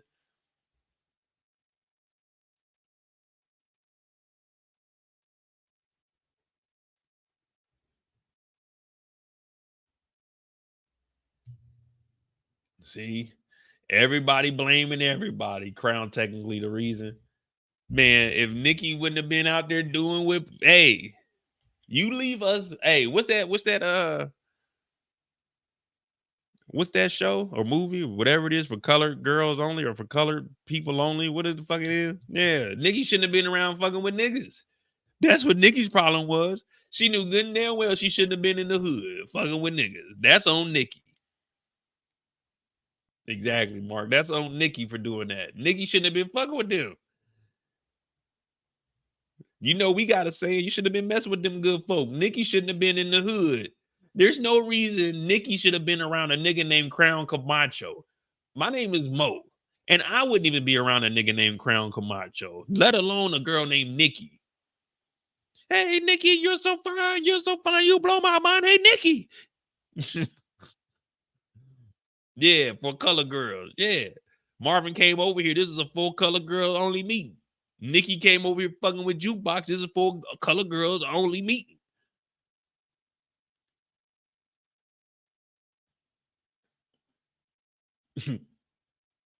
Now, I don't know what the hell they could possibly be talking about, but I guess it has something to do. I'm thinking it probably has something to do with Aisha, because there's no reason for Marvin to be talking to her outside of music. And we know that he was peeping her out when he was talking to Aisha, or as Famous would say, clocking her.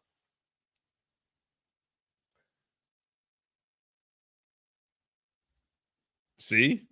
Karina said, no, dead hands. Why would Nikki get that crack? Like, come on now. Even like, I don't smoke crack. I never smoke crack. Will never ever smoke crack. But if I seen a crack rock, I'm not about to say.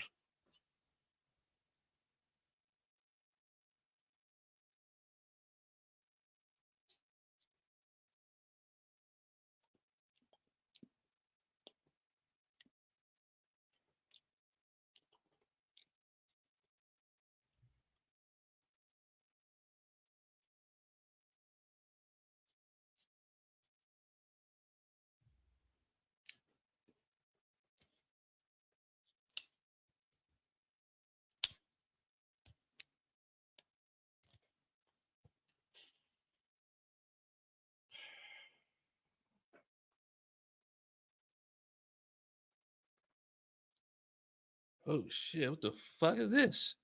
I thought this is weed. What the fuck is this shit? What the fuck? What the fuck Jukebox give me? What the fuck you got this bad? What the fuck is this here? What the fuck I just smoked? What the?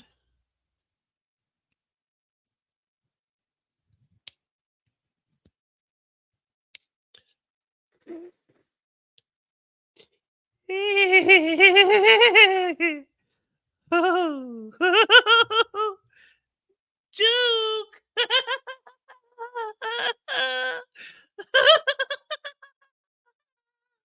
Nigga, I'm not about to get a crack rock out of a book bag and smoke it. What the fuck? She went in there, found a rock, was like, oh, you know what? Let me smoke this shit. This is something new. Let me try that. Get the fuck out of here. That's on Nikki, man. Can't no one blame nobody but Nikki. Nikki in there talking about, ooh, crack. Like, come on, bro. That was on Nikki, man. I wish Brillo was in here to play that clip. That was on Nikki, bro. Like, who picks up a crack rock? You never smoked crack before. It's not like someone peer pressured you into doing it. You just like, fuck it, let me hit that rock on my own. Excuse me? You gonna do what? I'm just gonna take one hit, Mo. Nigga, no, you're not, man. Throw that. How'd you even get that shit? And if one of my homeboys came through and had a crack rock in his backpack, I would have never known, because I'm not going in that nigga's backpack. But if I found out that the nigga had crack on him, I'm like, hey, nigga, you can't come around here. You can't come around here. The last thing I heard a nigga say talking about crack is Young Thug saying, if the police come, I put that crack in my crack, or put that brack in my brack. Like, nigga, what? I'm not smoking no crack, let alone some crack that came out of nigga crack. Pause. What the fuck are we talking about? We talking about crack here. Jukebox went in there, dropped the book bag off. Nikki was looking around like, man, what the fuck you talking about?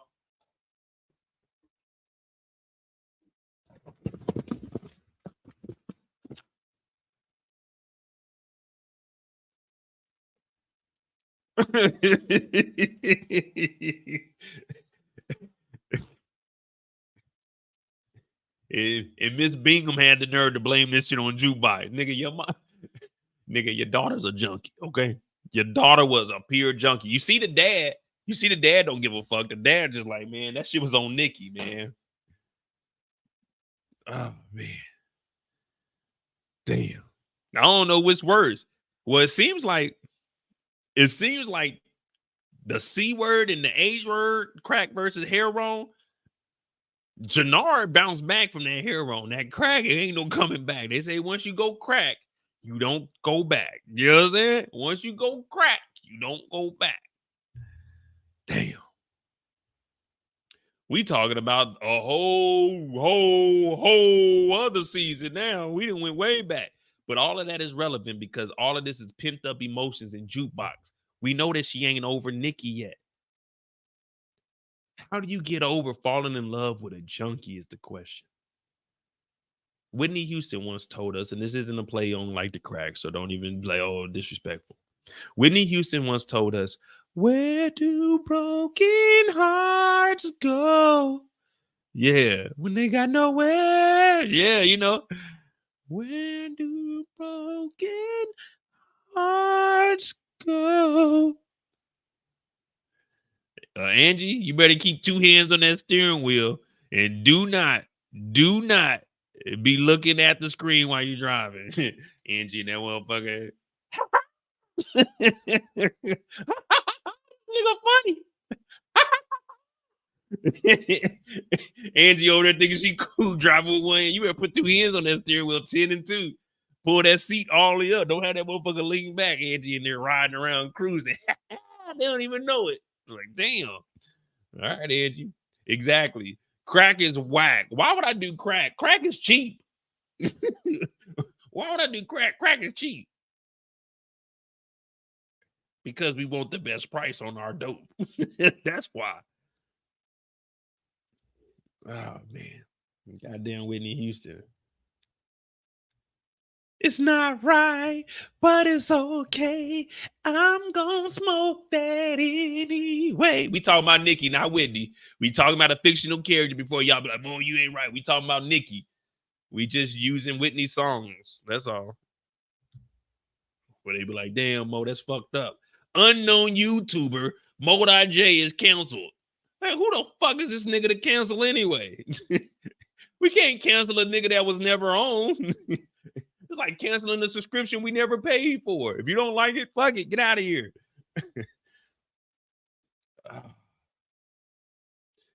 Yeah, see, Rick James. Now Rick James is getting disrespectful. He said, Nikki said, y'all cracked me up. See, Rick, now that's just disrespectful. We were having a fun time. You disrespected Nikki, man. She didn't know, man. She didn't know. She thought that was one of them little powdered sugar balls. You know, the little sugar balls that you eat? That's all she thought it was. She thought a little sugar ball. That's all. She didn't know it was the crack hyena. All right, man. We supposed to be talking about the damn episode 6. We still don't know what the hell. All I know is Juke is mad as hell. Hell yeah. Everybody over here joking around. We having a good old time. And then Rick James talking about Nikki said, y'all cracked me up. He just, where's your manners at, Rick? Rick came in here disrespectful. Y'all cracked me up. You know what she said that? From hell. She looking up at us telling us, y'all cracked me up. Literally, y'all cracked me up. Yeah, she got hired in a motherfucker. Right now, I shoot a nigga dead in the shit right now. They thought I fell off, but I don't see how. Pull up in the bitch like, wow, it was me and Faye Beezy. We owe 3 pills. Renegotiate, I need another 3 meals. Bitch, you better chill. Can't you see I'm froze? Pause for the... Yeah. All these feds keep looking at me, slowing down the trap, make it hard for a G. I got a bitch on Bankhead, nothing but a dank head, slide through on a late night, she give good head. No, man, we on the wrong show. All right, what do we think about Marvin and Gerald? Hit that like button, hit that subscribe button if you're new. If I can make you laugh just a little bit, hit that subscribe button. You know what I'm saying? I'm trying my hardest right now. You know what I'm saying? This stuff, I sit around all day and think about this stuff, and I'm like, man, what can I say to make them laugh? No, I'm just kidding, man. I do this all off the dome. I don't be giving a fuck. First of all, look at this nigga Gerald shoes. When they went in there, Marvin, I ain't gonna lie. Marvin probably told him, hey, have Gerald tie his shoes up as much as possible. Like, tie these motherfuckers as tight as you can. Cause that's how that's how them Utes be wearing their shoelaces. They tie the hell out of that. I'm talking no circulation around the ankle. But ask yourself, have you ever seen a white person with a broken ankle? Rarely. You see more black people walking around limping than you see like white folk because they got their shoes tied up. They got their shoes tied up. And no matter how dingy they Air Force Ones are, they could be walking through mud. They could be white ones, but be brown as hell. Creased the fuck up. Your toes got to go in there like this, how creased they are. They don't care. A dirty pair of forces to a white person is like Stacey Adams to a black person. A white person can wear the dirtiest Air Force Ones ever and do whatever they want. Facts.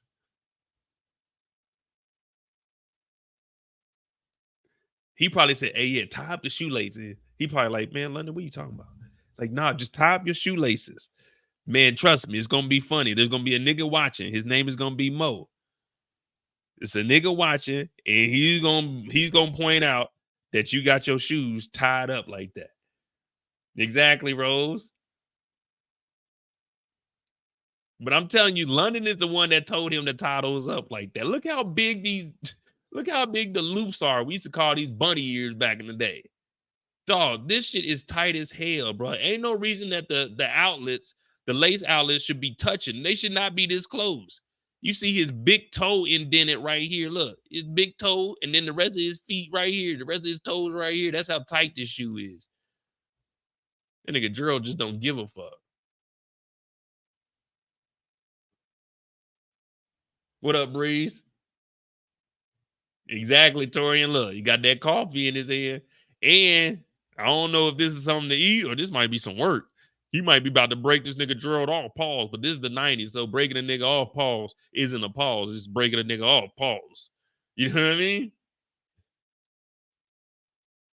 That is, y'all don't see that big toe? Look, the big toe's right here. You can see it. He got that. You know when you be in your shoe and you be moving your feet around and shit? You know what I mean? Like you put your shoes on, you be moving your feet around. He moving that big toe. Look, this is the big toe right here. And then this is other toes. So he got like his feet are doing a little 1, 2, 1, 2.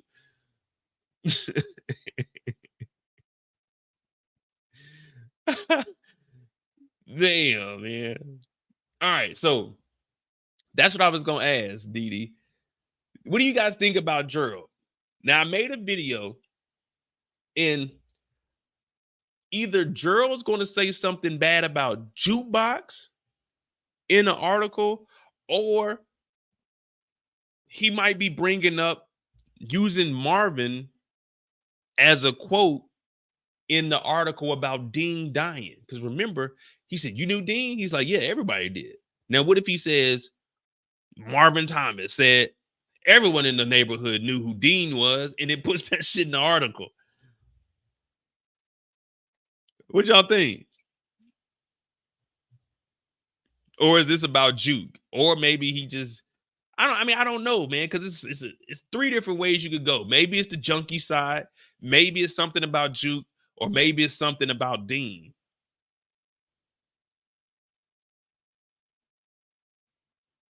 He said the Madden Zoom. I ain't played Madden in so long. I got it downloaded, man. I be getting my ass whooped on Madden, bro. I don't even fuck with it, man. I got on there one time. When I tell you a nigga was whooping me like 39 to like 14 in the first half, nigga, I quit that motherfucker.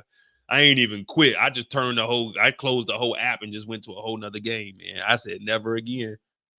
And I ain't played that shit since it came out.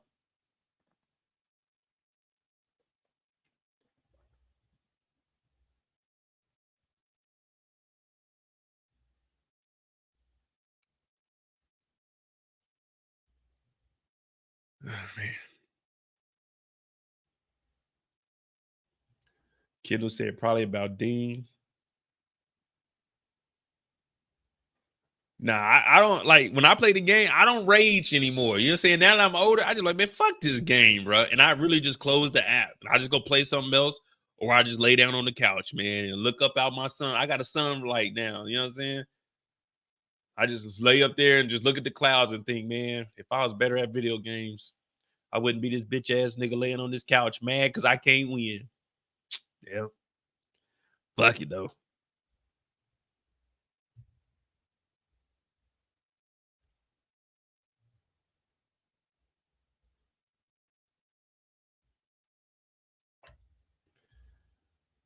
Marvin seemed concerned about the Dean situation. Well, so the reason he was concerned about that is because Dean was a pivotal character in the community, plus in the dope game. So if somebody's to take out Dean Sharon, it's kind of like, hey, this is a big deal. So is whenever a big time drug dealer gets taken out within the, you know, saying their respective community, it's really a big thing. It's kind of like not on the same scale, but let's just say that I'm not gonna say it because you know we not about to get flagged on here. But let's just say the POTUS was like assassinated or something. That's how serious the big time drug dealers are. It's like the whole world's in shambles. Like when Young Dolph got killed in Memphis, they were issuing out a curfew citywide. And me, I'm looking at it like, nigga, man, don't nobody give a because we don't like we're not living that life, but that's how serious it is. So with Dean dying, it could potentially stir up a lot of stuff in the streets.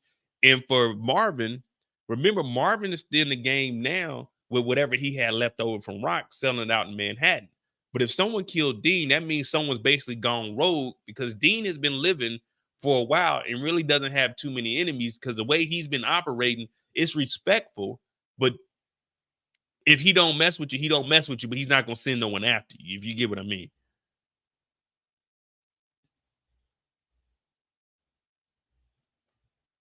So when you hear, damn, Dean is dead, Dean, who the fuck would kill Dean? Because Dean only goes to the bingo hall with his grandma. Rick James said that's his last article he writes.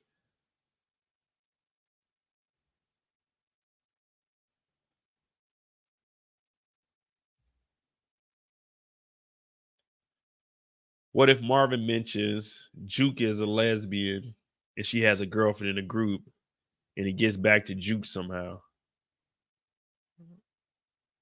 That could be. Wait a minute. What if up and coming group, Bada, we got the girl next door, Aisha, we got the tomboy, Jukebox, and we got the diva, Crystal. A well-known fact, Aisha and Jukebox are lesbians. They write that in the article. Now it comes out. But Juke ain't messing with Aisha because she's talking to Kanan. But now everyone knows that Juke likes girls, but she didn't want everybody to know that she likes girls. And then he shows up, and that's why Juke is mad. That could be a good storyline. Even though I wouldn't want to see that, because I mean, I don't know where we're gonna get with that, except for it maybe breaking up the group, but that could be something. That could be something.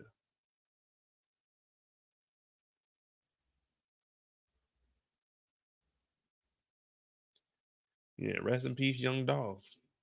Adolph Thornton, RIP, man. But it's unfortunate. But the show is called Raising Kanan, and they tell us it's all a part of the game. I ain't got nothing to do with that. Don't want nothing to do with that, man.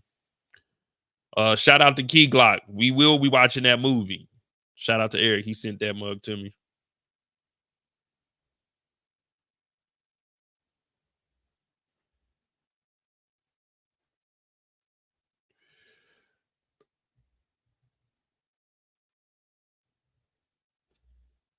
But I mean, I don't know. I don't know what's gonna come out of that. We got what we got an hour and 40. Yeah, we got like 15. And then the last thing we see is we'll do the obvious.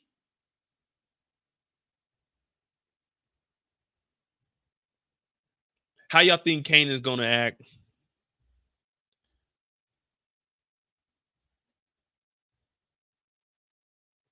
when he has this meeting?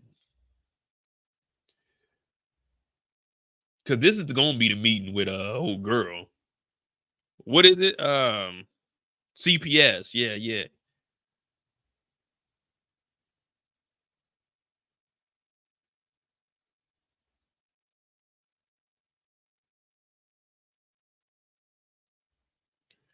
Is Kanan gonna be here and cooperate, or is Kanan gonna be talking that shit? Like, man, man, we ain't moving no age.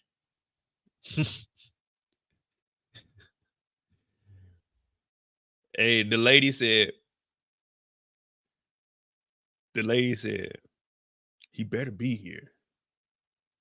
Rock said, what time you gonna be here? She tried to get the drop on a flexing nigga. She from Tennessee. Nah, she said, nah. I ain't gonna tell you the time. Kanan better be here. Now, Kanan definitely ain't trying to go to jail. So I think he's gonna cooperate. But Kanan's gonna have that. He gonna be talking all low. He ain't gonna really be answering. Shoot, Kanan, you better speak up. You answer her, son. So, Kanan, how is it? Are you getting everything done? Is Rock feeding you?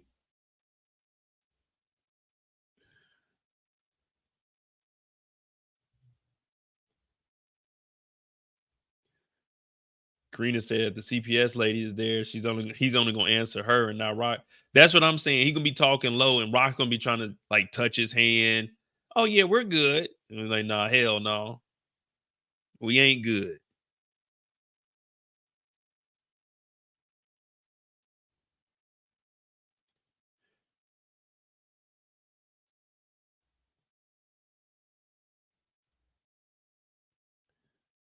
Nah, so Eric, when she shows up, he got to answer those questions though, because remember, he has to report to her, so he has to answer these questions. He got to be respectful, because if they don't see any change, they gonna send his ass to jail. That's the whole thing. It is. That's why he got to be released to his mama's custody.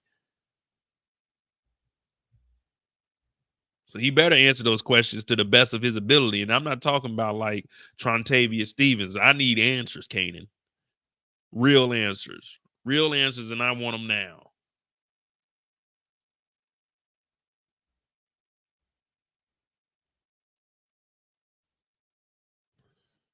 I don't know how much longer this is going to go on, though.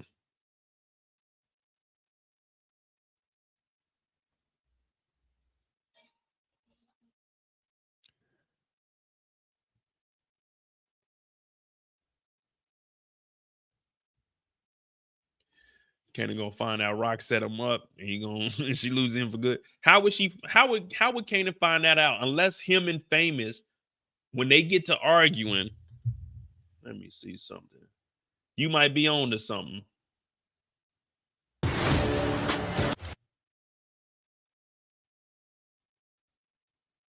Bowling. My shit is me and me only. You want a problem, Famous? It's not even like It's that. exactly like that. I'm scary too, motherfucker.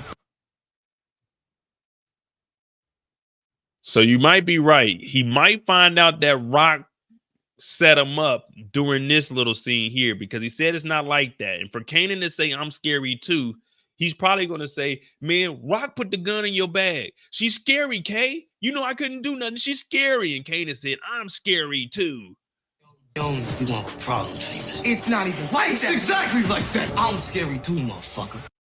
Hey, shout out to Eric. Maybe we do find out that Rock set him up this week.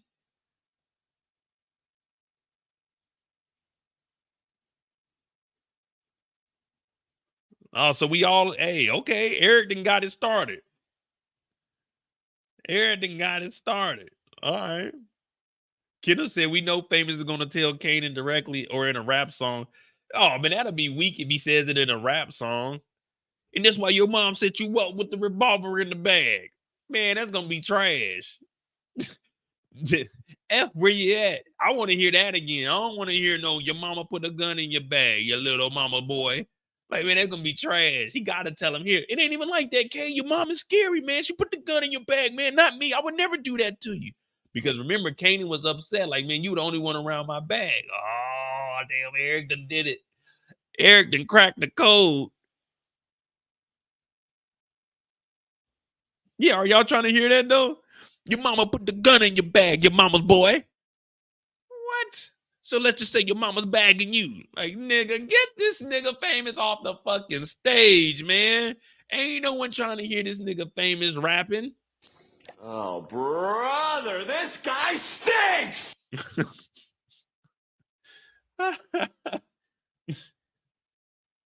And your mom put the gun in your bag. And now you sad? What you gonna do, K? Grab a gun? Get even? What your mama gonna say? You gotta check in with Child Protective Services while I'm out here serving the junkies, jumping the law? Like, get this nigga famous out of here. F, where you at? Hey, where you at? Had that nigga Marvin in there talking about, yeah. Hey, exactly, Rose. What? Your mama put the gun in your bag. So what, is your mama bagging you? Like, what? Yeah, what the fuck, man? And hey, bro, get off the stage, man. Come here. Come here, man. You're done. Yeah, that's what I say. I'd rather listen to F, where you at? A, where you at? I ain't trying to hear him talking about Kanan mama putting a gun in the bag. Hey, Mr. Sandman, sing me a dream.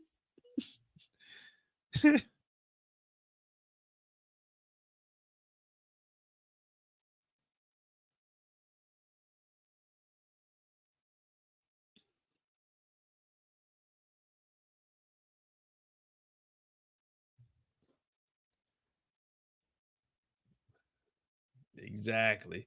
What's it gonna be? 'Cause I can't pretend. Oh no, don't you wanna be more than friends? Hold me tight and don't let go. Don't let go. Yeah, that's what Unique was trying to sing The Rock before Ronnie got rid of his ass.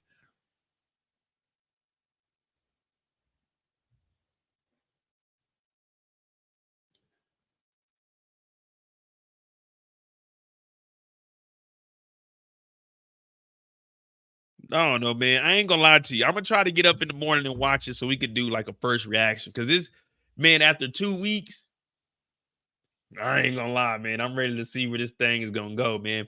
Make sure you hit that like button, subscribe to the channel if you're new to it. Join our Discord, is pinned in the chat. Cool, you know what I'm saying? We get in there, we do a little jokey. Shout out to my brother Torian. He's in here. Very high educated brother. You know what I'm saying? He'll get in there. He'll talk you into believing, hey, like, damn, Torian, you right about this. But I cannot give in. I cannot give in. Pause to that. I gotta stand firm on what I say. Fuck that. I'm going against everything Torian says to keep this conversation rolling.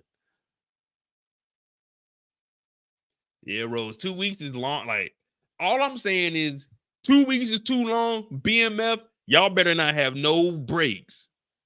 BMF, y'all were shaky season 2. BMF, 1 week off for y'all. Niggas might forget y'all returning in the next week, to be honest with you. Just being honest. BMF talk about, we gonna have a week break. Right, nigga, why? Nigga, y'all need to get this shit over with. A week break? Like that next Friday, we'd be like, was the show supposed to come on? We watching something else now.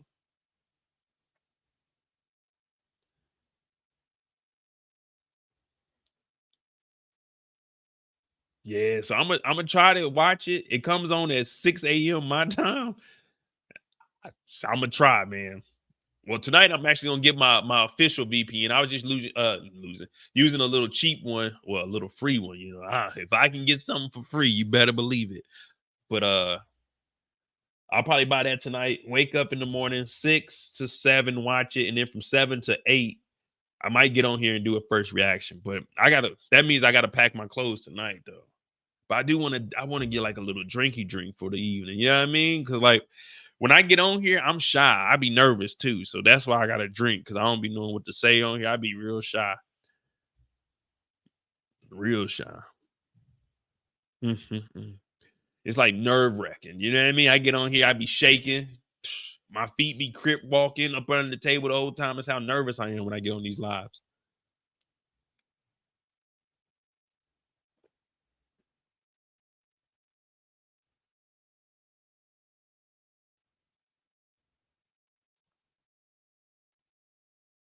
Oh, if we go to this, so we going to this arcade on Saturday. We got some free time. If y'all got anything y'all want to ask, go ahead.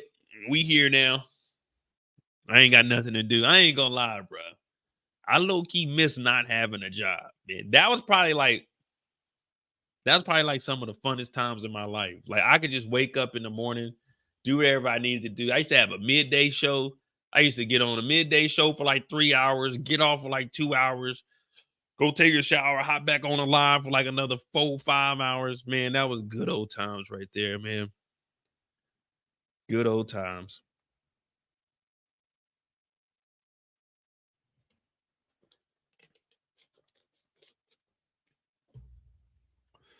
But oh yeah, man, the tunnel. Yeah. Oh, where's Sharon at? Sharon, we need information. We can talk about that tunnel real quick. Let me see.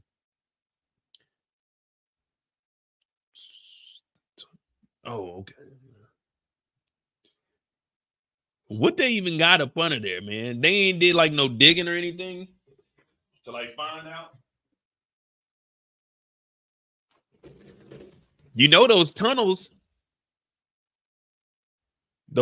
were built by Kanan and Marvin and Rock. You know those tunnels, they used to move that work. Young nigga, move that work. That's who it was really built by. They trying to say it's up under the synagogue. And they say it's up under the Children's Museum also. They said it was up under like the Children's Museum or something too. I said, damn, it's kind of crazy, ain't it? Yeah, we used to watch Tubi movies at like noon. Well, hell, we still kind of do. Well, it'd be like 3 o'clock. Yeah, we used to watch all kinds of stuff during the daytime. Shit, that used to be chill. I used to get up in the morning, go to the gym from 9 to 11, come back, take a shower, eat, get on the live from like 12 to 3, chill till about 5 or 6, hop back on that mug till about 1 or 2 in the morning. Call it a day, man. Good old times, man.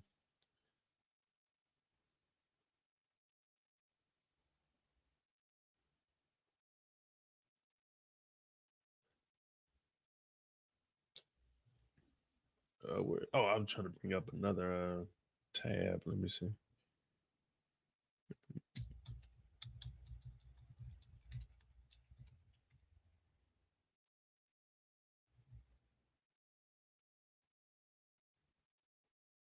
They got more flavors than you tasted or you heard in your life. Ooh. Hey, yo, they tried to get me, didn't they? Buildings is now issuing vacate orders to a synagogue over an illegal underground tunnel in the building. Police say 9 men were arrested on criminal mischief and reckless endangerment charges for using a hole they dug in the wall to access the Brooklyn synagogue during off hours. Brad Milkey, host of the Start Here podcast, is here with more on this. Brad, this all came about because police were responding to reports of a damaged wall and a disorderly group outside. So how did that turn into a secret passageway? And what else do you know about what this was being used for? Yeah, this is a really wild story, Diane. And I think a lot of New Yorkers don't even know when they pass this brick synagogue in Crown Heights and Brooklyn that they're passing one of the most significant religious sites in the city. So this has stood for decades as the center of the Chabad Lubavitcher movement, which is known worldwide. In fact, attracts worshipers from all over the world who come and... Man, look at these dudes, man. What the hell, bro? There's a controversy between 2 groups over the 7-7 building. Do I want the official statement for more? Yeah, you can send it. You can send it. I'll read it. But there was a dude that tweeted this out in November. Did y'all see that? There was a guy that tweeted that there was some people speaking Yiddish up under his apartment. Pray at this...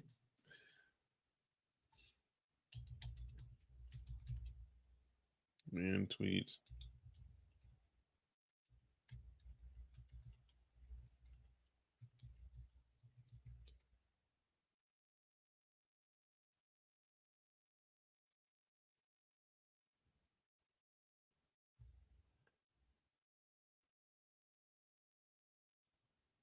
Hold on, wait.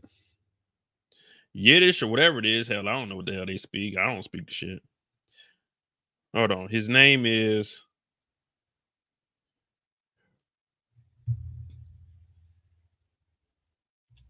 RICHARDSTROCHER.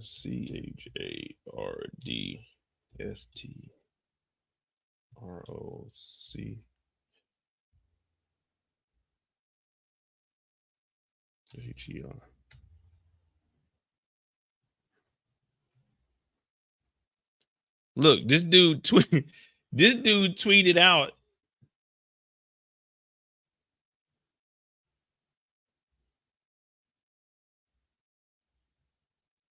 Hey, yo, who is this? Let me make sure my search history is okay before I go into my search history on here. You know, you can find some wild stuff on Twitter.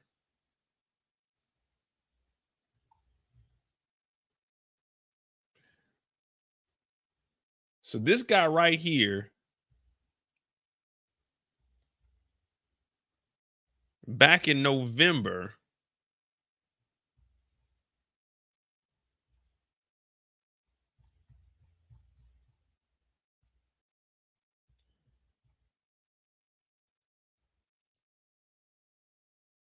not Queen, it does come out tonight. But look at this. This dude tweeted back in November and people were laughing at him.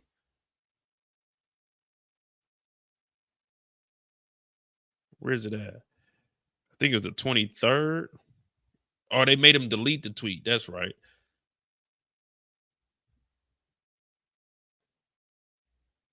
Oh, it's November 7th.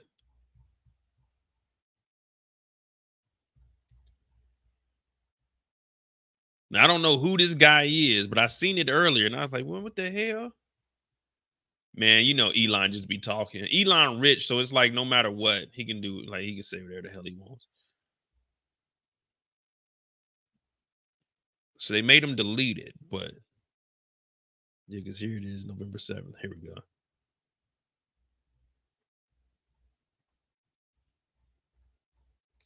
Damn, where the hell is the picture at? All right, I'll just use this right here.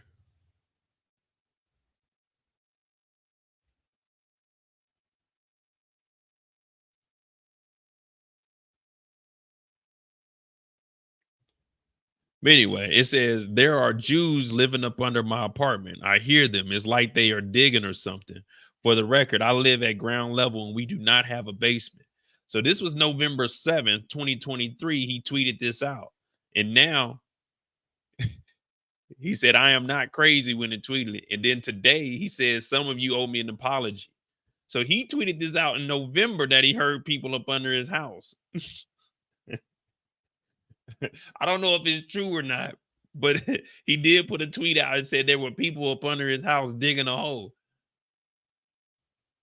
Synagogue and come and worship. Some people get visas to study at the yeshiva here.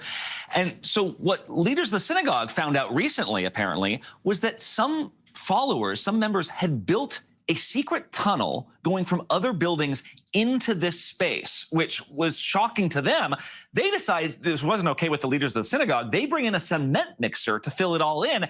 And that's when there's this huge confrontation. Men, as if they were protecting sort of a tree in the forest from being torn down, they actually sit in the tunnel itself to keep it from being filled in. Police are called. There's actually a huge brawl at the site. At one point, people were tearing off pieces of wood to kind of create a barricade. And eventually that results in actually a scuffle with police.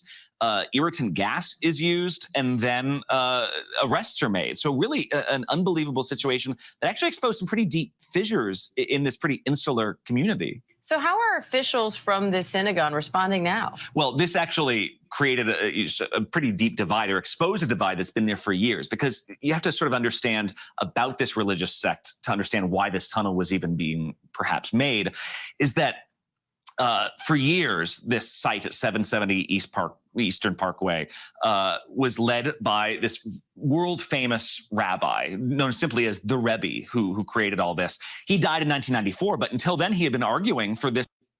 Hey, like, what the hell are they doing just sitting in this tunnel? Like, they were trying to get in here to worship? Like, what is, I don't know, man. This is some weird shit. You know, if this is black folk, everybody would have been in there arrested. It wouldn't have just been 9 people. Everybody. If you were in the tunnel, you're going to jail. this site to be expanded, saying we need more space. It's actually a pretty cramped space for the number of followers who are there. Well, there are some members of this sect who believe that the Rebbe's not dead. In fact, they see him as a living Messiah. And so in honor of him, there are even disputes over whether they should put a plaque up at the synagogue saying he was dead, because some people said, no, he's not. And so there were arguments over whether, we should expand this site. Some people thought it was moving too slowly. And so some have speculated that some of these sort of young, more extremist men, younger guys, some of them perhaps even from Israel, decided not extremists, terrorists. Let's go ahead and label them that. They done got down here and dug a tunnel up under New York. The foundation is not settled now. And like Torian said, they done found like baby chairs down there. They found bloody mattresses down there. But no one's explained to us what's actually in there. They just said they're going to fill the hole up. But it's not just like a regular hole. It's like actual tunnels. In his honor to build this tunnel. The synagogue says it's a terrible look for the entire religion, for the entire site. And that's why they're so worried, especially considering these guys might have done more harm than good. Like you said, they're issuing that vacate order. Now, Brad, this tunnel connects 4 neighboring buildings. So have any other buildings been impacted here? And what happens next? Well, that's what they're trying to figure out right now. In fact, that's why the other day, the Department of Buildings did say that the structural integrity of this synagogue has been affected. And so they're warning people to stay away from this site. And so that's why, again, there's such a deep divide in this community, because if people thought they were trying to help the late Rebbe's vision, it certainly hasn't helped.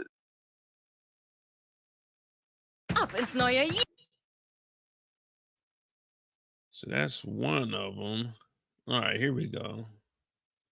Let's see what the Associated Press has to say. This is what I do in free time, y'all. Like, I'm just getting started. We were supposed to talk about this on Wednesday, but now that we're here, I'm just about to just follow this down the trail. So I might be on this for like 30 minutes. Just bear with me, man. We're going to try not to get canceled, but we definitely going to go in. So this is from 18 hours ago. On Monday night, we started seeing videos of a apparent tunnel that was discovered under a historic Brooklyn synagogue. We started seeing video of people who apparently were defending the tunnel from police and other worshipers, leading to this brawl. We still don't know what exactly the purpose of the tunnel was or who built it, but people who supported it told me that some in the Chabad community were following in the vision of their late rabbi, who said he wanted to expand the historic synagogue. Now, when the synagogue's leaders tried to repair it on Monday, bringing in a cement truck, the people who were in favor of it protested, standing in this dusty passageway, refusing to move. And when police started arresting them, some onlookers became angry, started shoving. A near riot broke out. Torian, where's your video telling them that they need to go back to, back to Israel? Seems like they're over here legally, but doing illegal shit. See what I'm saying? That's why I don't get involved in none of this. Hey, do what you got to do. But even coming over here legally, niggas do illegal shit. 9 people were arrested in total, and 3 received summonses for disorderly conduct. So some of them from Israel. Okay, they ain't really give us no information.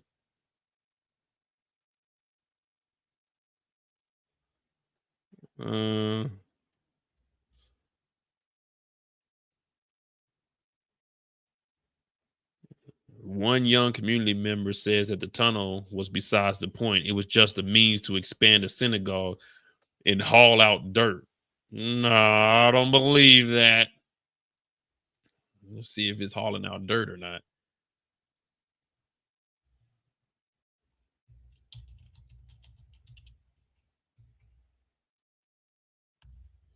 I need an address. Does anyone have the address of this? Oh, well, yeah. Sharon gave us the synagogue ad.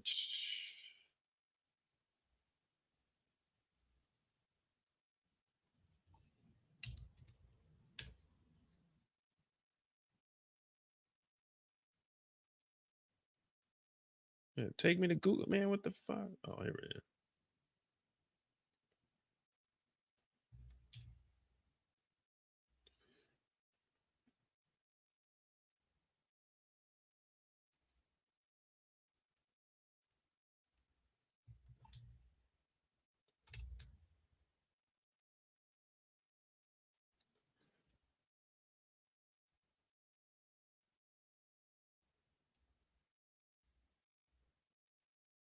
So this is the world headquarters. I knew nothing about this and probably never will either. All right.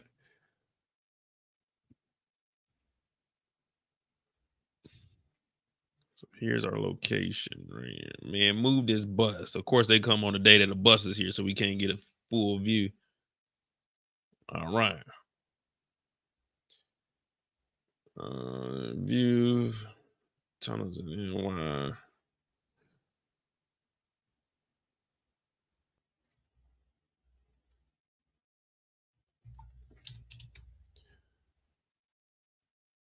Damn. There's a video of a dude climbing like out of a hole. Oh, here we go. It's a telegraph. Hey, man. Ain't nobody buying this shit over here. I got Grubhub over here. I think I used it twice. All right, here we go. I think they'll show. So there's a video of a dude like climbing out of a little sewer grate. Chaos erupted in New York.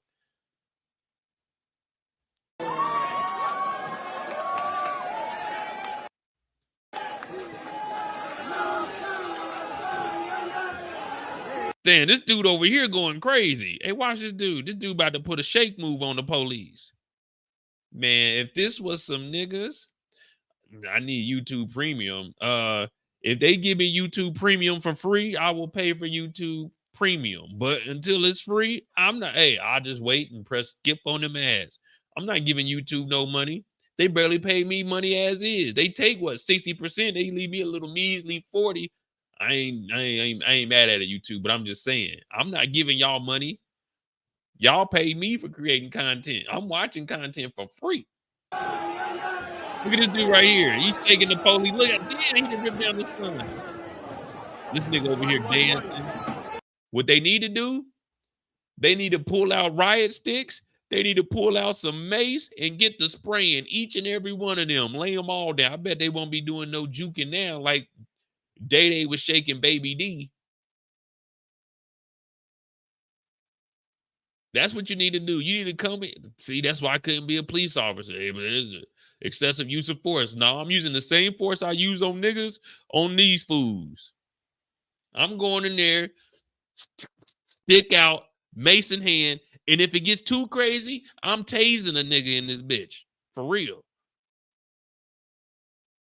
Man, they can own the police all they want to. They ain't gonna own me. I guarantee I'm gonna be owning one of these motherfuckers. Taser in one hand, mace in the other. I'm about to make a deadly combination, but I ain't trying to kill nobody. I'm just saying deadly, just not literally. I'm gonna spray it and shoot the taser through the spray, so it's gonna give it a little extra boost. And look at this dude, man. He's shaking.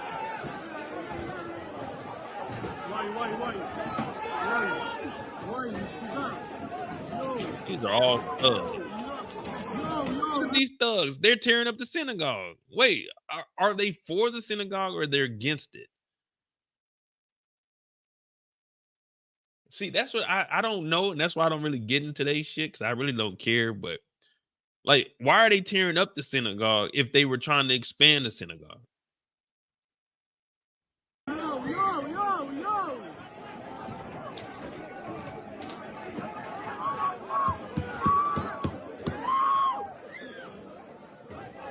Look at this. This is chaos. Somebody needs to be arrested.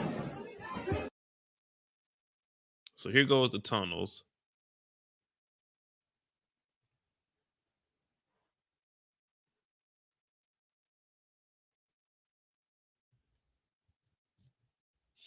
Then they got change of clothes down here. Look, it's got a baby seat over here.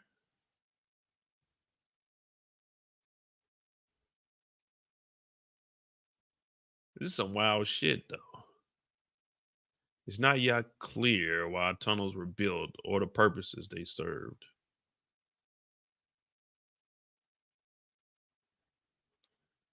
Yeah, these tunnels been here for a while. These kids and these new guys, they didn't just build.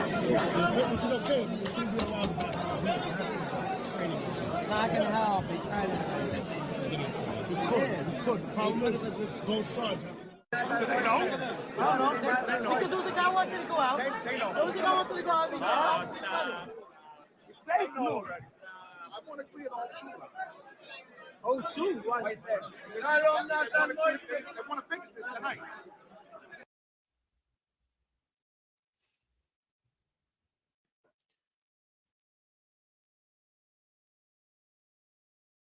Everybody, vacate the building or it's going to get ugly in this motherfucker. This is coming directly from the NYPD. You know what I mean?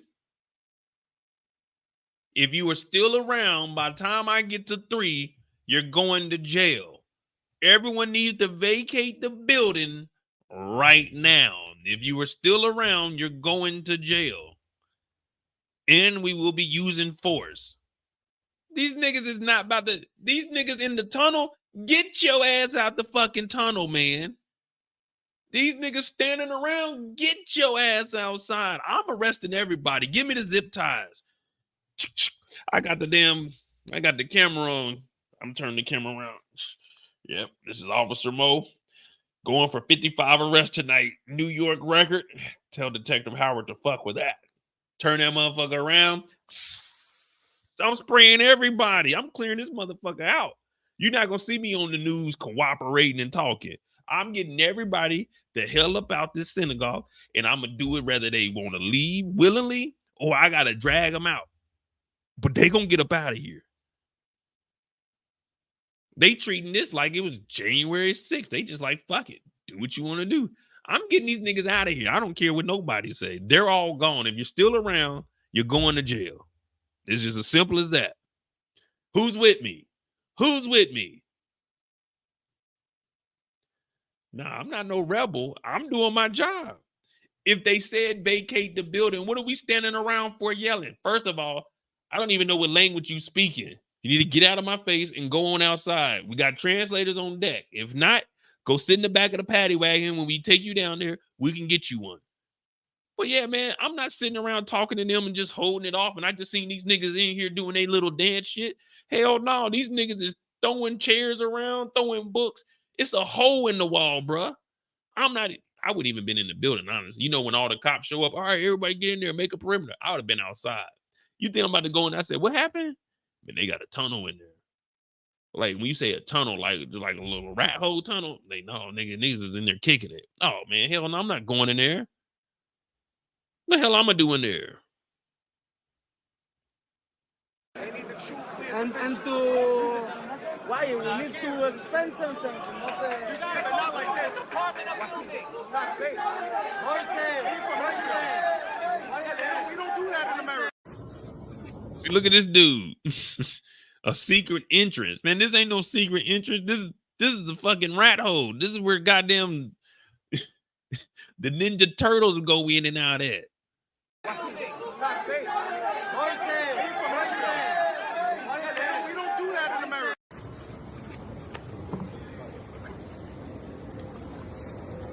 And these dudes is doing, it's not like they in sweatpants or jeans. I don't even know what this get up is called for them. But they doing it in their church clothes, they synagogue clothes. You know what I mean? They not just doing this in regular clothes. These dudes is down there. They still got their hats on and everything. And look at this little entranceway. This thing is barely big enough for a human, and he just coming out of this thing casually. And watch, he about to run off. Look at this.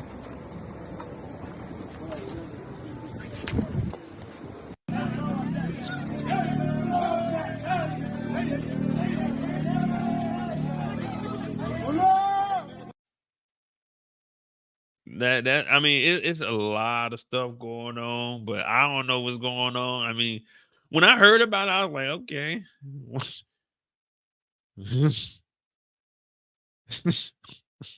Why? Let me see. Children's. Oops, I spelled that wrong.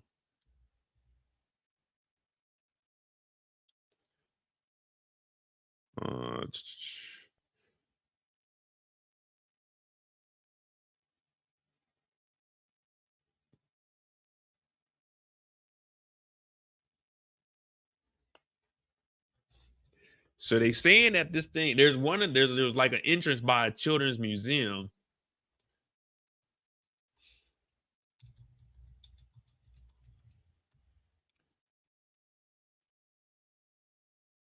No, that ain't it. I don't think. Let me see.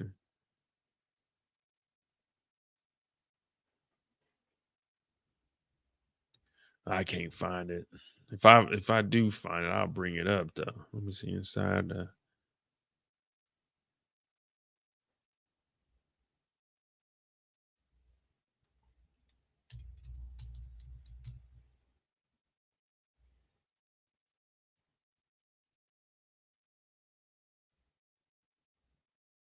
My takeout battle. What you need, dude?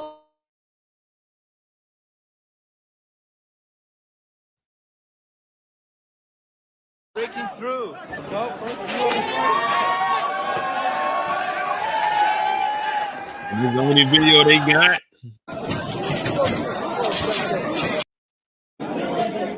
Here we go. Yeah, so on the inside they had like mattresses, like bloody mattresses too.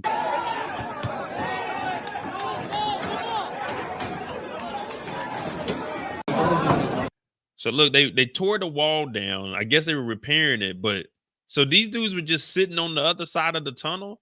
So like how was it? So like they were just sitting over there.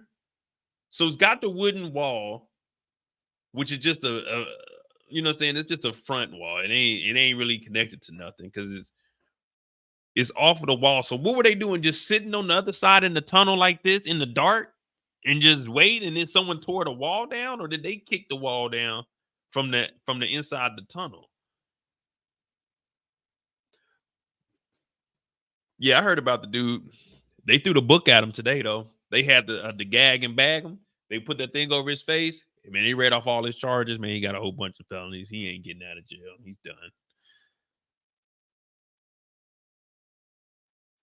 Now, I mean, I know that, Eric. I'm just saying, like, what were they just sitting behind this wall with the tunnel cut out, and they would just like they could like see through the light. So say it's like a little crack like this, and they could like just put their one eye through there. What were they doing in here? Like they just sitting here? Are they in there praying? What are they doing? Kicking it, playing tag?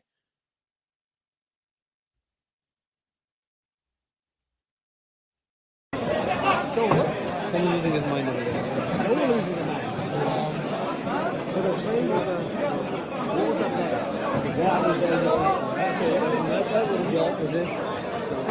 A report suggested the tunnels were built by an imposing Jewish sect who view the building as their own. Oh, so that's what they were saying. The guys from Israel came over here, and they're saying that this building is theirs. So they went through the tunnels. So wait, they got a war amongst themselves? A civil war is a brewing? Which ones can we blame for Palestine? That's a question.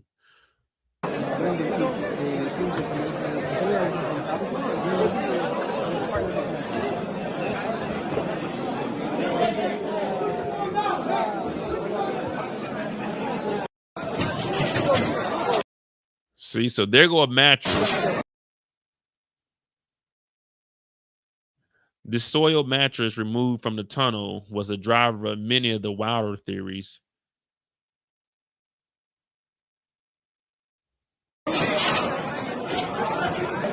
Caleb, we were for the first 2 hours. Caleb, I don't know where you was at.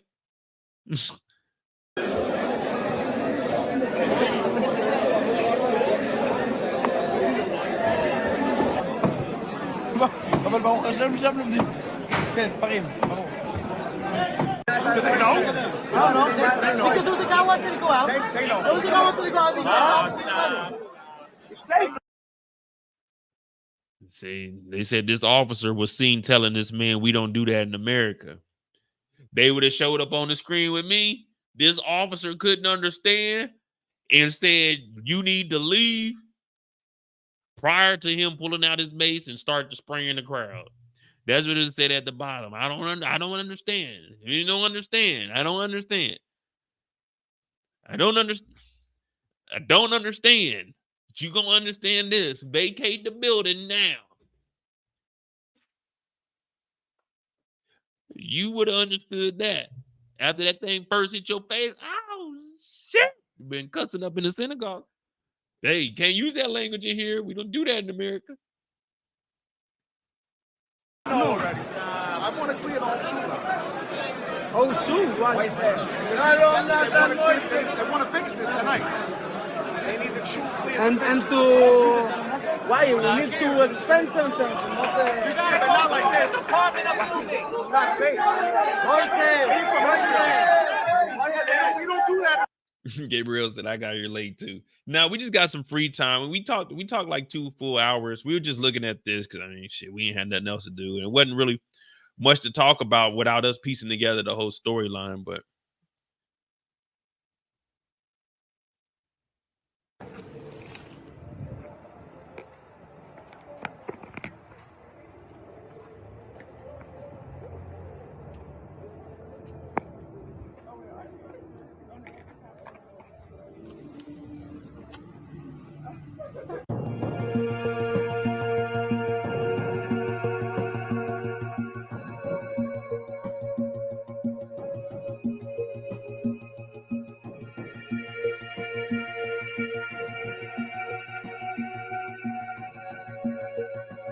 my thing is, there were stairs going down to this.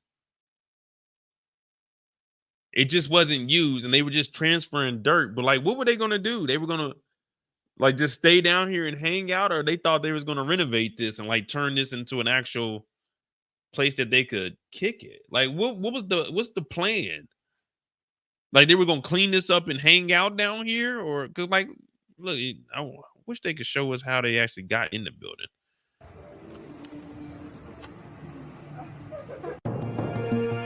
So look, it's in the building, but then it goes downstairs. So is this just unfinished?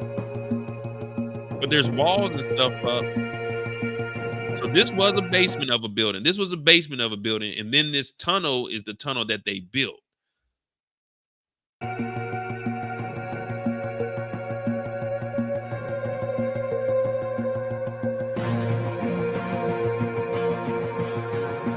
But look at this tunnel. This ain't something you just dig out with your bare hands. They had equipment. I don't know when this was built, but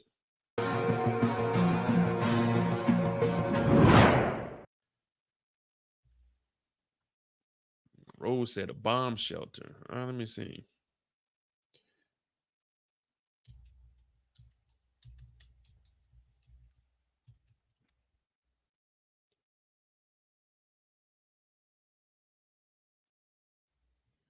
So they got a couple of them in New York City. Did y'all know about all these fallout shelters in New York?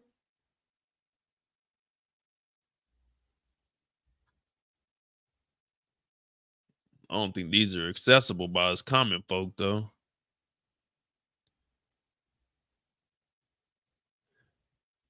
These are probably just like subway tunnels, though. I don't think that these are going to be actual.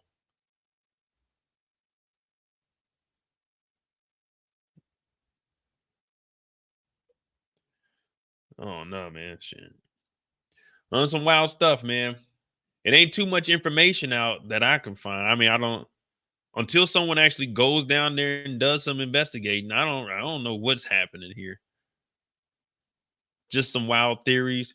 But to be honest, after this weekend, damn, my eye puffy. To be honest, after this weekend, we probably ain't gonna hear nothing else about this.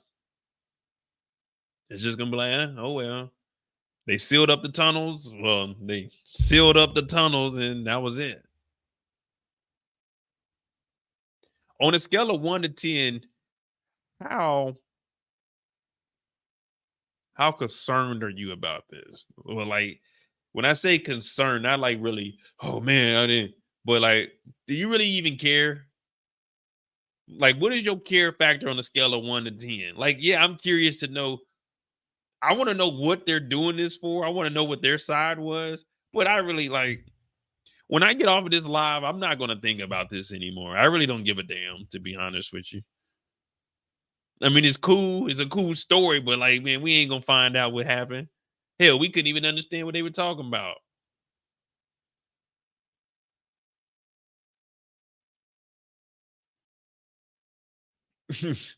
Then whatever happened to that synagogue in the first week of January, man? I don't even know what you're talking about. Remember they had like a tunnel? Oh man, that story.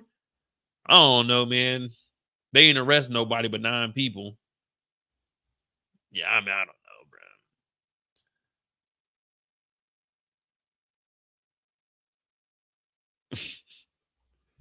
bro. Yeah. What if the digging group was trying to bring the building down so the other group couldn't take it? So if we can't have it. Nah, but they said they were trying to take it to make it their own. They said the building was theirs. So I don't think they're gonna tear it down. I see, that's what I'm saying. Like they could be, I don't know, man. That shit just like this is what y'all doing with y'all free time? Like digging holes and sitting in a tunnel. Hey Mo, what you doing this weekend, man? Nothing. What's up? Man, we got this underground tunnel. For what? Man, just come on with us, man. We're gonna go sit down there. We're gonna do some worshiping. In the tunnel? Yeah, man. We're gonna be sitting behind the wall. They're gonna be praying on the other side. We just gonna be kicking it. But make sure you wear your church clothes. To go in a tunnel, man, I ain't going down there. They said all dudes down there, no women. Hey, man. I don't think that was that kind of party down there, man. I think that was like, I mean, I don't know what the hell they doing, man. I can't even lie to you. I don't know what they doing. It's some weird shit. But supposedly the ones in the tunnels aren't from America.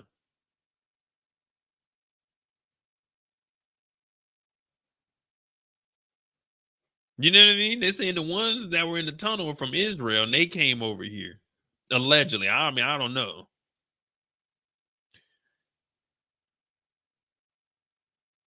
But you know, I ain't about to be making too many jokes because YouTube get the flag, and so I got to tiptoe lightly, tiptoeing in my jaw.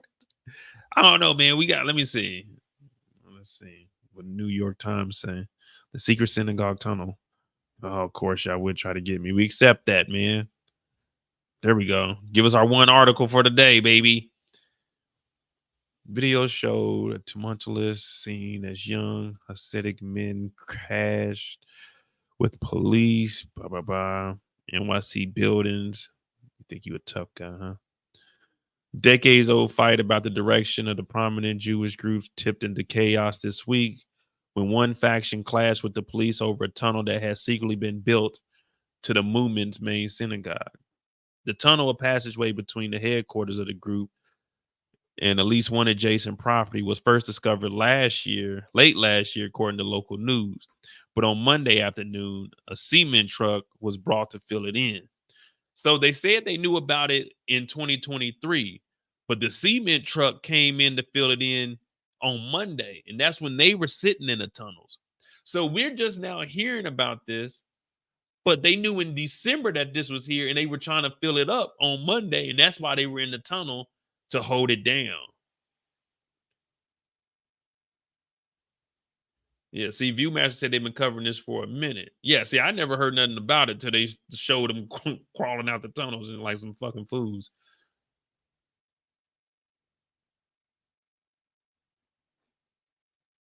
Oh, so it says the police were called and officers said that they found a group of men breaking through a wall of the prayer space that led to the tunnel. So they weren't in the tunnel at first. They tore the walls down and went through the tunnel.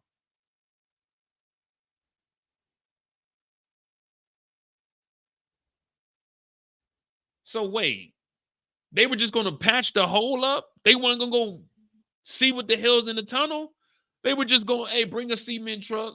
We're going to just fill this wall up with cement and leave the tunnels there? Because they definitely wasn't about to fill the whole tunnels up with cement.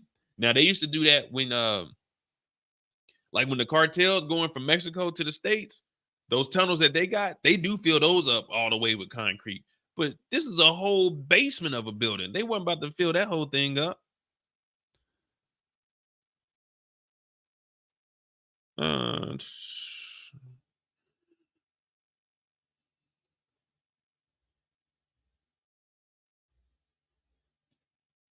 It's not known exactly who built the tunnel,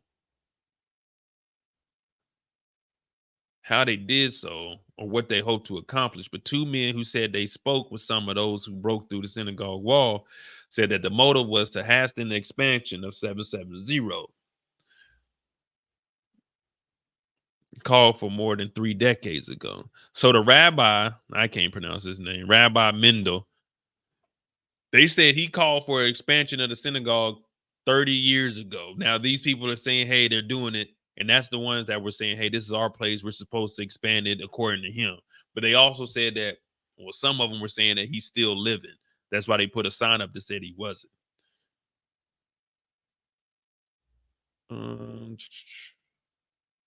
They've been reckoning with an internal dispute since the Rebbe died in 94. No successor has ever been named. But a smaller faction with the movement claims that the Rebbe is in fact the Messiah. That right there do it. You know, they start calling natural born people Messiah. That's when you lose me. That's when you lose me. There ain't no Messiah on this earth. We are all human. And some in the group believe he never really died. Well, that was 30 years ago. He was probably like 60, 70 then. So it's dragged on for years. Members report the press indicated group students responsible for building the tunnel, which they believe is a way to respect Rebbe. Blah, blah, blah. They ain't talking about nothing. All right, here we go. Omar, 22, has been studying at 770 since he arrived in New York from Israel 4 years ago. So right before the pandemic. He said that fellow community members grew frustrated with leaders' inaction and expanding the building to address crowding during worship. So he says some began to take matters into their own hands, in part by creating a tunnel from an adjacent building that leads toward the wall of the sanctuary. Oh. No, there's nothing wrong with the word Messiah, but Messiah is God. Man, I don't care what religion anybody is, man. We all on earth, we all human. Ain't none of us no Messiah. We were all born and brought in this world the same way. We are all human beings. None of us are Messiah. So they wanted to expand the synagogue, but we got a little faction from Israel that said, hey, man, it's too crowded in here. So they went to the adjacent building, went down in the basement, and they are the ones that started digging holes and digging the tunnel over to 770. So they were just kicking it down there.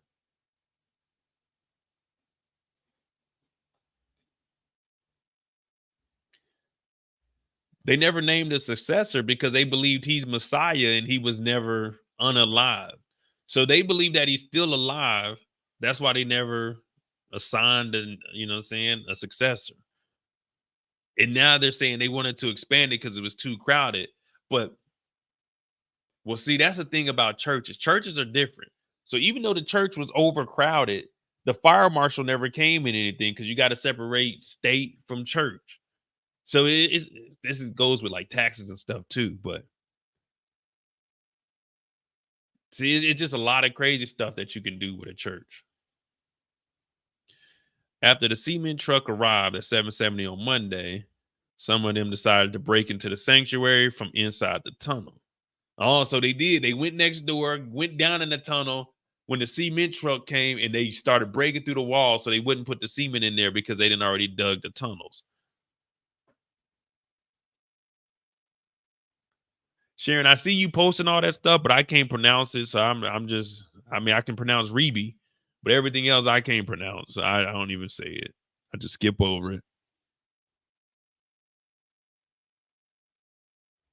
Elder said, I thought they didn't believe in the resurrection.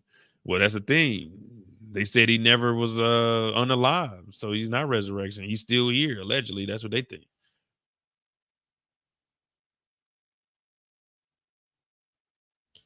So the dude that came from Israel, the 22-year-old, this is what he said. Of course, it's hard, and it doesn't feel good to see the main wall of the sanctuary with a hole in it.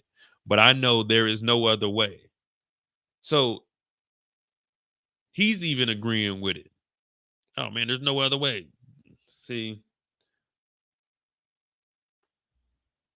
I mean, I don't know, man. This day religion, I don't really get jiggy into the church like that. Uh-huh.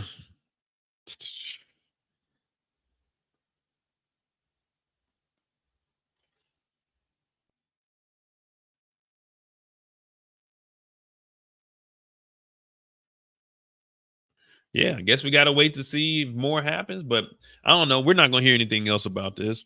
After this weekend, what's next on the list? What's next on the list? It seems like every week this year, we getting something new. Something wild and crazy is going on. So, I mean, we're in the era of social media, so I'm here for it, Wednesdays, we would definitely be covering all of this foolishness and shenanigans. But I rock with it, man. Hit that subscribe button if you're new to the channel. Hit that like button. I'm about to get out of here, start the pack. It might give me a drinky drink. And if time permits, I might get back on and do a live like at 1 o'clock my time. So that'd be what, 7 y'all time? Yeah, if I can get packed up, you know what I'm saying? If the drink don't hit me, then we might get on here and do another little Lizive and do a Tubi movie before we get the hell up out of here. But we're gonna find out what happens tonight. Hopefully Ronnie gets those bricks for Kanan. Get them from Juliana. We end up meeting Snaps. We get some money. Mo is going to be writing season 5 of Raising Kanan. And, man, we're going to turn this thing on up one time. Support the channel. Cash apps at the bottom of the screen. I'll have a poll up tomorrow on some places that I'm going to 2 museums this weekend in Amsterdam.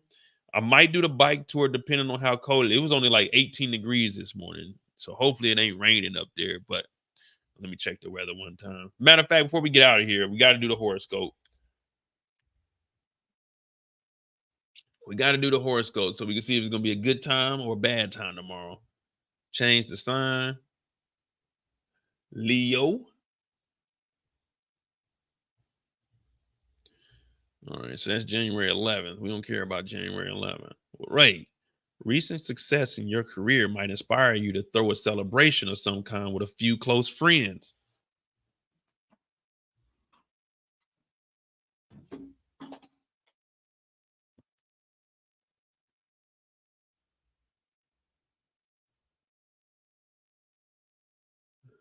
January 11th, recent success in your career might inspire you to throw a celebration of some kind with a few close friends. Leo, you're feeling especially positive and particularly charming at this time. And your confidence is likely to contribute to a new sense of closeness to those around you. Love and romance should also go very well. You worked hard and it's time to reward yourself. Have a successful day and an enjoyable evening. Did they just describe my day? Is this the one time that the horoscope is 100% correct? I just got locked into a building that I can potentially do my live Tubi shows in. Recent success. I'm going on a little celebration. I won't say close friends. One of them is. I'm feeling especially positive because power is coming back on, particularly charming. At this time, I'm smiling. And my confidence is likely to contribute to a new sense of closeness to those around you. I made a lot of people laugh tonight. Oh my goodness. Love and romance should also go very well. No one told me about love and romance. You worked hard and it's time to reward yourself. Guess what came in today, man? My rock, whiskey, chillin' stones. We stepping it up this year. That's what we got in. That's what we got in. 6 stones, you know what I'm saying? 6 chilling stones, 2 tumblers. Okay. We taking that bottle of Remy with us tomorrow. Let's see what tomorrow holds. January 12th, 2024. A strange communication could come from a person who doesn't leave a name, is whose voice you don't recognize. Leo, it might, however, sound important and therefore could bother you throughout the afternoon. How can you return a call when you don't know who the person is? Don't make yourself crazy. This isn't worth agonizing over. If it's important, the person will call back. Remember that as you move through the day. So don't call my phone tomorrow. If it say scam likely, I'm not answering. But if you call my phone tomorrow, I'm not answering because I'm not going crazy over wondering, is they going to call back? Now, this seems like a dumb horoscope for today. So we're going to disregard this one right here. We're definitely going to disregard this one right here because if anyone calls me tomorrow, I'm not answering anyway.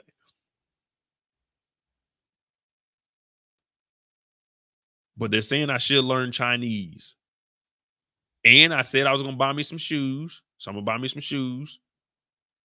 I ain't really make no money. Numerology. Read a tarot card in the planets. I don't know about that. Oh, yeah, I never answer calls either, man. All my stuff is canceled. I either cancel the call and text you what's good, what you need.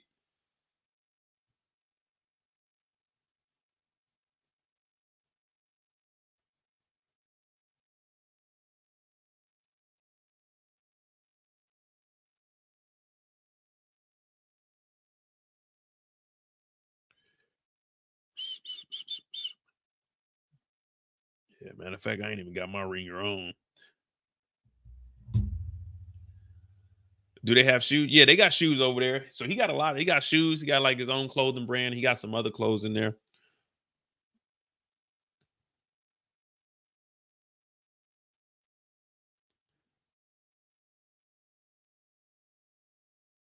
Let me see. Yeah, tomorrow's horoscope sounds trash. So we'll just go off of today's horoscope and apply it for tomorrow. But hit that like button, hit that subscribe button. I'm Mo.J, man. Thank y'all for tuning in. Hey, man, let me know what y'all think. Join the Discord if you haven't. It's pinned in the chat. We got about 120 people in the Discord. Subscribe to my new channel, The More You Know. I know we did the article over here, but we'll be streaming on there on Wednesdays also. I'm about to get back into traveling. This is my first trip of me being here, and I ain't gonna lie to you, I'm excited. Amsterdam weather. Let me see. 33 tonight. Oh, it's gonna be 42 tomorrow. That's warm as hell. It's gonna be 42 degrees tomorrow. I might wear shorts. 42 and then 43 on Saturday. Oh yeah, that's cool. 42, 43, man. Cool. No rain until Sunday. Well, it says 24% chance, but fuck it. We'll take our chances. All right, y'all. I'll let y'all know. I'll probably do a live while I'm up there. I don't know where I'll be at. I might be on the water. We'll see. But I'll probably do a live and talk about the episode, but I'll just be on my phone. We'll see how that goes. You know what I'm saying? And hey, man, we'll make it work. Hit that like button, hit that subscribe button. And if you don't take anything from my channel, remember one thing, man. Tomorrow's Friday. And if you ain't off, man, don't do no work. It's Friday. Slide on into the weekend. You got to get ready for it. You know what I mean? But you can run. I hate to say it. You can't hide. I'm Mo.J. Thanks for watching. Discord, pinned in the chat. Cash App, bottom of the screen, pinned in the chat also. MOEDOTJ. Thanks for watching. I'm out.